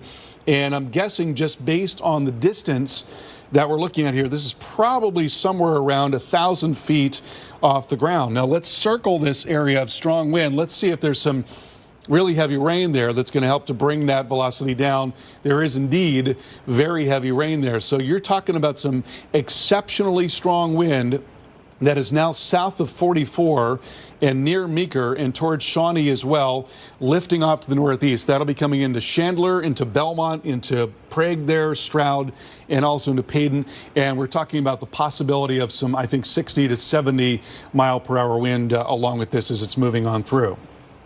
Now we'll take you a little farther down to the south, and also that's the strong wind we just talked about a moment ago. Also a big severe warning in effect here for Pottawatomie. Let's go just a little farther south. There's a severe warning for Pottawatomie, Pontotoc, and Seminole. This is all, by the way, in Oklahoma, in central Oklahoma, south and east of Oklahoma City.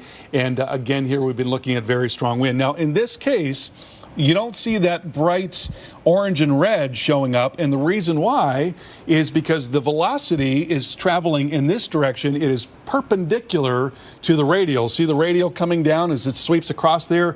If it's perpendicular, you're not going to get that motion towards and away from the radar. So we know, because there's a very sharp gradient right there, that you've got the same level of wind, most likely. You're talking about 60 plus mile per hour wind coming towards Route 377. We We just can't see it the same way that we can see it farther to the north. All right, up into the Midwest. Unfortunately, we've lost one of our radar products, but we do have the local radar, so we'll get down and show you what's happening here in Kenosha, Milwaukee, Racine County. We've had some large hail. I think Sarah was telling me earlier, yeah, we've had several reports of large hail from just outside of Milwaukee. Let's take a look at this in a report of ping pong hail and also some damaging wind there near Waukesha. Also looking at some storms now coming into South Bend. That's Berrien, LaPorte, and St. Joseph counties. Warning until 10:45. Also a warning just to the north of that over into Elkhart. And then we've got warning here for Lenawi and Washtenaw counties. That's going until 10:45. That's going to eventually make its way into Detroit. So active night tonight. Warnings continuing over a very large area of the Midwest. Nick, over to you. Yeah, we've got also threats of heavy rain that are moving through the area too. As a matter of fact, already some flash flooding occurring or imminent around the Oklahoma City area. We've seen flash flood warnings begin to pop up off toward the west of Oklahoma City, and now they include the Oklahoma City area on down Interstate 35 through the Norman area toward Purcell. This latest warning here for portions of Cleveland, McLean, and Oklahoma counties goes until 10:45. This covers areas like Midwest City, Norman, and Oklahoma City. Rain has fallen here to the tune of 2 inches plus in some of these regions here. Accumulations here around Norman have been over an inch. And earlier, we had reports of rainfall rates with these thunderstorms at over 2 inches per hour. As a matter of fact, back toward the southwest of Oklahoma City, we've had accumulations exceeding 3 inches, according to Doppler radar estimates here. So this is an area that obviously is going to see water over roadways, small streams coming out of the banks, and areas that you will want to avoid. As a matter of fact, here in the Oklahoma City area and up and down Interstate 35 throughout central portions of Oklahoma, you do not want to be out traveling here this evening. We're going to be watching these thunderstorms continue to push eastward now in the coming hours, bringing that heavy rainfall threat into portions of eastern Oklahoma. Not only the rainfall threat, of course, but that damaging wind and tornado threat, too, is sending toward Tulsa, toward Henrietta, and even down toward Ada. So lots of heavy rain moving through with this region could cause flash flooding. It's a good night, so remember that adage, turn around, don't drown. The rainfall is going to be such that that streets may fill up with water, and there will not be time to get barricades out. So if you see a water-covered roadway, you want to turn around and find another way. There again are the flash flood warnings here for this region. And of course, we continue to see the possibility of damaging winds with these storms off toward the east, as well as tornadoes too. And you know, Carl and I have been talking a little bit about this. These are not these discrete cells, the individual cells that sometimes produce tornadoes. This is a long line of thunderstorms, and it extends all the way from the Midwest down into portions of Texas, and all along that line you see warnings for the possibility of damaging winds. And as we see these little kinks along the line, that's where we could see rotation, that's where we could see tornadoes. A severe thunderstorm warning now extends here around the St. Louis area. A tornado warning here for Pottawatomie County for a small area goes until 9:45 Central Time here, just to the south of the Shawnee, Oklahoma area. Inside that area, or actually surrounding the tornado warning, is a severe thunderstorm warning, and that includes, again, portions of Pottawatomie County, Seminole County, Pontotoc County, Seminole, Shawnee, Tecumseh, all in this area here that could see the potential for 70-mile-per-hour wind gusts as these thunderstorms roll through. You can see this line of storms here pushing through, and again, that kink causing a little possible rotation. That's the tornado warned area here, but all along this line, we could see very strong winds, and we'll be watching those winds reach eastward here into Seminole by 9:41, into Holdenville by 10 o'clock, into Bearden by 10:05. So a lot of areas here off toward the east are going to experience the possibility of damaging winds, as these thunderstorms have been and should continue to hold their own in terms of strength, with the possibility of 70-mile-per-hour winds storms, you know there's going to be some damage from this. As a matter of fact, we've already had reports, even back toward the west, of trees down, as well as even a semi blown off the road. So you got to really take care here and do not get out in these thunderstorms. Hunker down in your safe place, get into your sturdy building, into your home, and stay there and stay away from windows too. So again, it's a widespread area where we're continuing to see this possibility with tornado watches in eastern Oklahoma going until 3 a.m. Carl, continuing to watch strong thunderstorms push through Oklahoma, but also several other areas as well. Yeah, you know, the character of these storms has been pretty much the same for a while now. It's been lines of storms, and along the leading edge of the lines, we're seeing rotations developing, little kinks developing that tighten up and then loosen up, and it kind of goes back and forth like that. So a lot of times these are sort of transient features. They don't last that long, but we've got some tornado warnings to tell you about in the Kansas City metro area. So let's zip on down there and show you the latest tornado warning that's on the southeast side of the metro. Jackson, Lafayette counties under warning until 10 p.m. Here's that little kink right in there. It's not tremendously large. It's just a tiny little kink, but it certainly could be producing a tornado. We did get a report of a tornado farther south and west. So that is not very far away from Blue Springs. Be coming into Blue Springs at about 9:44, East Kansas City 9:52, Grain Valley at about 9:53. And again, these things oftentimes don't last all that long. Now, there's also a tornado warning farther south over a very large area for several kinks that developed within that line of storms. One of those is near Lee's Summit. This, by the way, is also getting really close to the radar. Not quite as well developed as it once was, but there's definitely something showing up there that is now along 470. So let's see where that is going to be headed as it comes across Route 70. That'll be coming towards Underwood Elementary School and Tarsney as well. If you're anywhere near those areas, you want to get to your safe place. Then farther to the south, I'm going to jump back to that.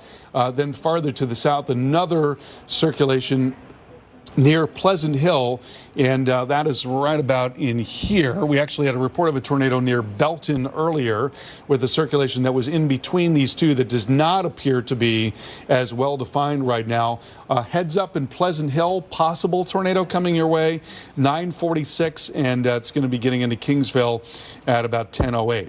All right, into Oklahoma City we go, and we've got severe warnings here, and we are no longer looking at a tornado warning in this area. But again, these things oftentimes will come up and then they'll come back down again. The National Weather Service will see a tight little circulation. They'll put the tornado warning out. Next scan or two, it will go away, and then they'll drop that tornado warning. We were looking at one just moments ago. Tornado warning is gone, but you can see it right in here, and you can see it in the scan prior to that.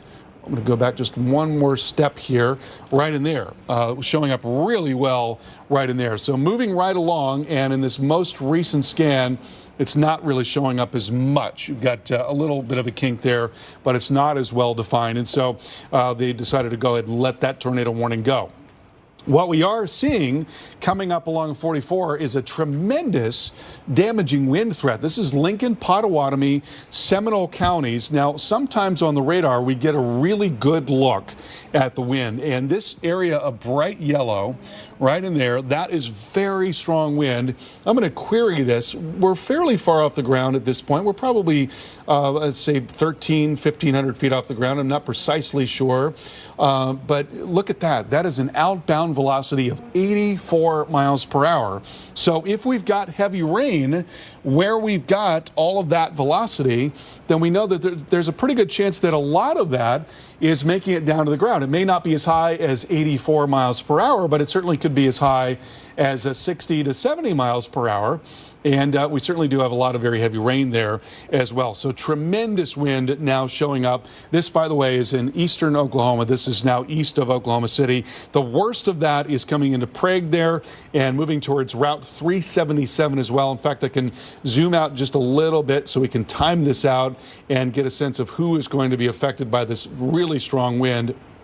And let me take this farther off to the north and east. That'll be coming into Stroud and also getting into Paden and then getting into Bristow. Could 60 and maybe even 70 mile per hour wind coming your way. Farther south, we see something similar. We see Pontotoc, Potawatomi, and Seminole counties under warning. Again, you've got this really sharp gradient, well defined. It's not as bright because of the angle of the radar, because it's rather than driving right into the radar or driving right away from the radar, it's coming across, it's perpendicular, so we're not getting as good of a look at it, but we see that there's a very sharp gradient there, so there is exceptionally strong wind, and that's going to be coming towards Holdenville. So here too, I can go ahead and track that out, and we'll see who's going to be affected by this in the next few minutes. And as that moves off to the northeast, that'll be coming into Seminole, into Butner, Holdenville, and Wetumpka as well. Could be easily some 60 mile per hour wind in these areas. Up into the Midwest we go. Got some stronger storms in southwestern Michigan, and one of those into Berrien, Cass, St. Joseph County. That's going until 11:15. Strong storm now moving into Penn, and you've got a lot of wind shear in the atmosphere tonight with moderate to high instability, and so along with that, a very long area of potential severe weather. Texas all the way up into the lakes, and we're going to see a lot more of that tomorrow as well. We'll talk more about tomorrow's forecast coming up in a few minutes. My bladder leakage was making me feel like I couldn't spend time with my grandson. Now, Depend FitFlex has their fastest absorbent material inside, so it keeps me dry and protected. Go to depend.com, get a coupon, and try them for yourself. Introducing new Post-it Extreme Notes. They stick in tough conditions, so you can get it set and get just about any job done. Water resistant with Durahold paper and adhesive. New Post-it Extreme Notes. They're tailored for tough. So, what's new? We just switched to Geico and got more. More. They've been saving folks money for over 75 years. A company you can trust. Geico even helped us with homeowners insurance. More sounds great. Gotta love more! Right, honey? Yeah! Geico. Expect great savings and a whole lot more.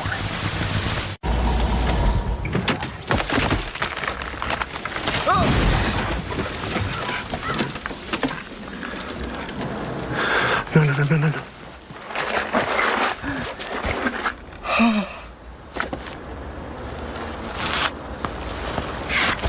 When you carry out, some things are out of your control. But with Domino's new carry-out insurance, we'll replace your pizza if it gets ruined after you leave the store. Carry out large 3-topping pizzas for $7.99 every day.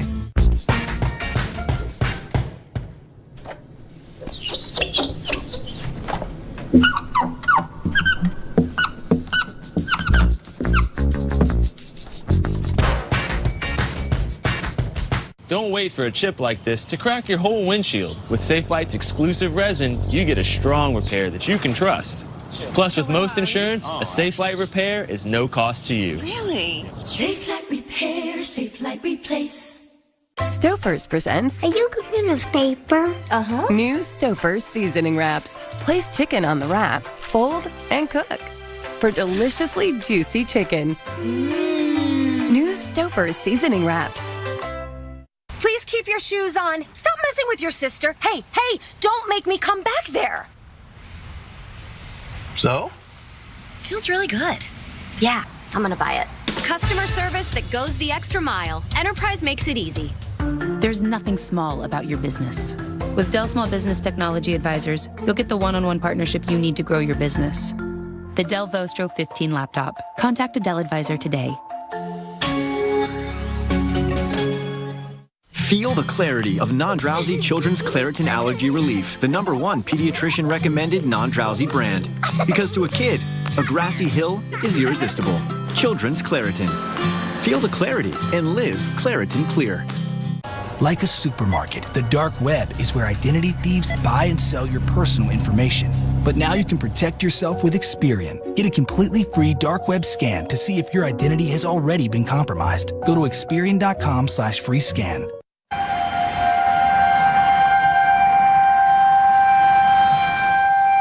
Tornado sirens warning of dangerous storms. This from Jackson, Missouri here. This afternoon and this evening, we're continuing to see more of these storms that have been producing this sound tonight through Oklahoma and now into portions of Missouri as well. Our storm specialist Carl Parker has been watching very closely these thunderstorms moving through the area. And Carl, we're seeing the possibility of spin-ups all along a big, long line of storms. Yeah, that's right. I mean, that's mostly what we've been dealing with. Damaging wind threat that is really significant right now across parts of Oklahoma as well as into Kansas, and then some strong storms right up into the Midwest as well. A very large area being affected by severe weather. This is sort of a classic spring setup. You've got the upper low sitting out here, big swirl in the atmosphere, and then this tremendous surge of warm and humid air that extends well up into the lakes, into the Central Plains. This is something that we really have not seen very much of at all so far this year. We've had a relative lack of severe weather in the Central Plains in particular, and that is certainly not the case in the last couple of days here. We're going to begin in Kansas City, a tornado warning in effect that is now in Jackson and Lafayette counties. And so, you know, the case with these little kinks in the line, you've got right in here the leading edge of strong wind. That's where the strong wind is, and you can see how I've drawn that. Where you've got these little kinks, sometimes those kinks tighten up just enough to the point where they could trigger a tornado warning because they might be producing enough rotation to where we could get a tornado reaching down to the ground. So oftentimes they won't last very long. They're very transient features. You get a big kink that tightens up for a second and then it kind of lets go and then it tightens up again. So we've got one that is near Blue Springs. There's an ongoing tornado warning. I'm going to zoom down here and a little bit of a pinpoint there as well. Look at that tiny little thing right there. Isn't that interesting? Let's see if there's some evidence of debris associated with that. I'm not seeing anything. All the red there is indicating rain. Where you see the blue and green, that can be non-meteorological targets. And so we like to see if that lines up with where we see the strongest velocity signature. That's not doing that in this case. So I'm not sure that we've got a tornado there, but certainly is possible. There's an ongoing, look at this, a brand new tornado warning. So basically what they've done now is they're warning the entire line for tornadoes, which is really a smart way to go because it's very difficult to sort of warn one particular rotation because it'll pop up, as I say, it'll tighten up for a second and then it'll loosen up again. So you've got a line of storms and you've got this tendency for there to be spin-ups along the leading edge. So they've expanded the warning greatly. Now Johnson, Lafayette, and Ray counties under warning until 10:30. And let's look at the velocity data here. And so, you know, same story. We're seeing little kinks in the line sort of all up and down the line. I'm not seeing anything that really stands out in this case. As I look up and down here, seeing a couple of little areas that are showing up, and we've seen a lot of this over the last, say hour or so. So I think as a matter of prudence, they've just decided to go ahead and warn the entire thing. So just so you know, this is not one of those cases where you've got a clear-cut, very well-defined rotational signature. Rather, we're seeing some areas where there are a little bit of tightening up, a little bit of kinks that are showing up, some little kinks that are showing up, and we'll continue to just keep a close eye on that and see if they get any tighter over the next few minutes here.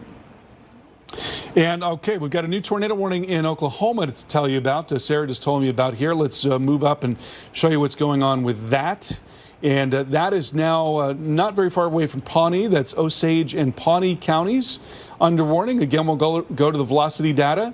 And we've got, in this case, a pretty well-defined area of circulation right there, that area of red and green. It's coming towards 18 and coming towards Fairfax, moving off towards the northeast. That'll be getting into Gray Horse, into Strom, and Pawhuska Municipal as well at about 10:31. So we're looking at possible tornado in that area. And then farther south, just this tremendous area of strong winds. Now, this is actually getting fairly high up as we're looking at this. Right in here, we're seeing winds surging forward at about 2,000 feet off the ground. So we're not seeing all that velocity making it to the ground, but certainly there's a serious damaging wind threat making its way through eastern parts of Oklahoma and severe thunderstorm warnings as a result. We'll have much more on the warnings coming up in just a few minutes. Stay tuned. All right, I brought in new Max Protein. To give you the protein you need, with less of the sugar you don't. I'll take that. 30 grams of protein and 1 gram of sugar. New Ensure Max Protein and 2 great flavors.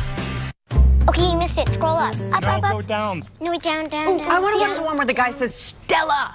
Hey, Stella! I wish I could search for it like that. With Dish, you can. Stop scrolling and just tell the remote. Here's looking at you, kid. Wow! That was cool. I'll get you, my pretty, and your little dog, too. Whoa! Wait. That was awesome. The new Dish voice remote. Stop scrolling. Just say what you want, and it's on. Dish, tuned into you. It's the biggest news ever at Olive Garden. All new big Italian classics starting at $12.99. Dishes too big to miss, like stuffed fettuccine Alfredo. All new big Italian classics for a limited time only at Olive Garden. You know, a wise man once said, if you can stream it, you should do it. So, we made Local Now. The only way to stream your city. A 24/7 feed, instantly connecting you to your community. And because it's always streaming, you can watch it anywhere on the only schedule that matters. So you can be the hipster of what's happening, the guru of what's going on, a neighborhood knowledge ninja. Local Now. Go ahead, stream on.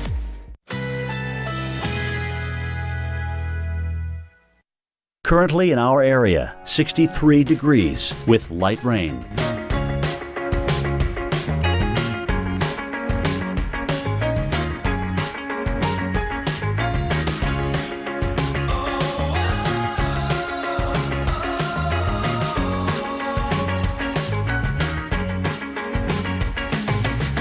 Tonight, strong to severe thunderstorms likely, low 60. Thursday, afternoon thunderstorms developing, windy. A few storms may be severe, high 84. Thursday night, a few clouds from time to time, low 55. Here's our 7-day outlook.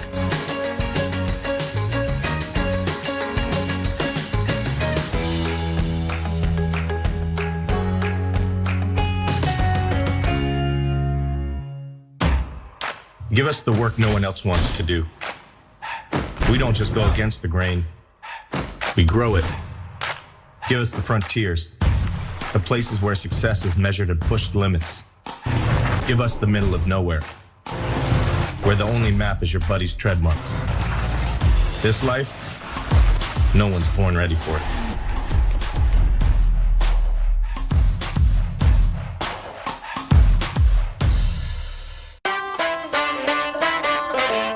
For those who thirst for more, Coors Light is colder, cleaner, and crisper. To refresh you for what's next. Coors Light, the world's most refreshing beer. Ever wonder where stains go? They go straight to a magical place called the Chamber of Stains, where a stain keeper collects and locks them away so they don't come back. Whoa! Clean and protect with Stain Master Carpet Cleaners.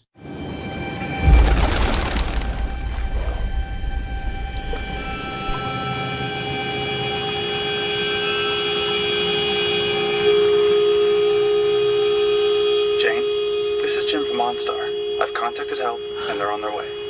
Okay. Don't worry. I'm going to stay with you.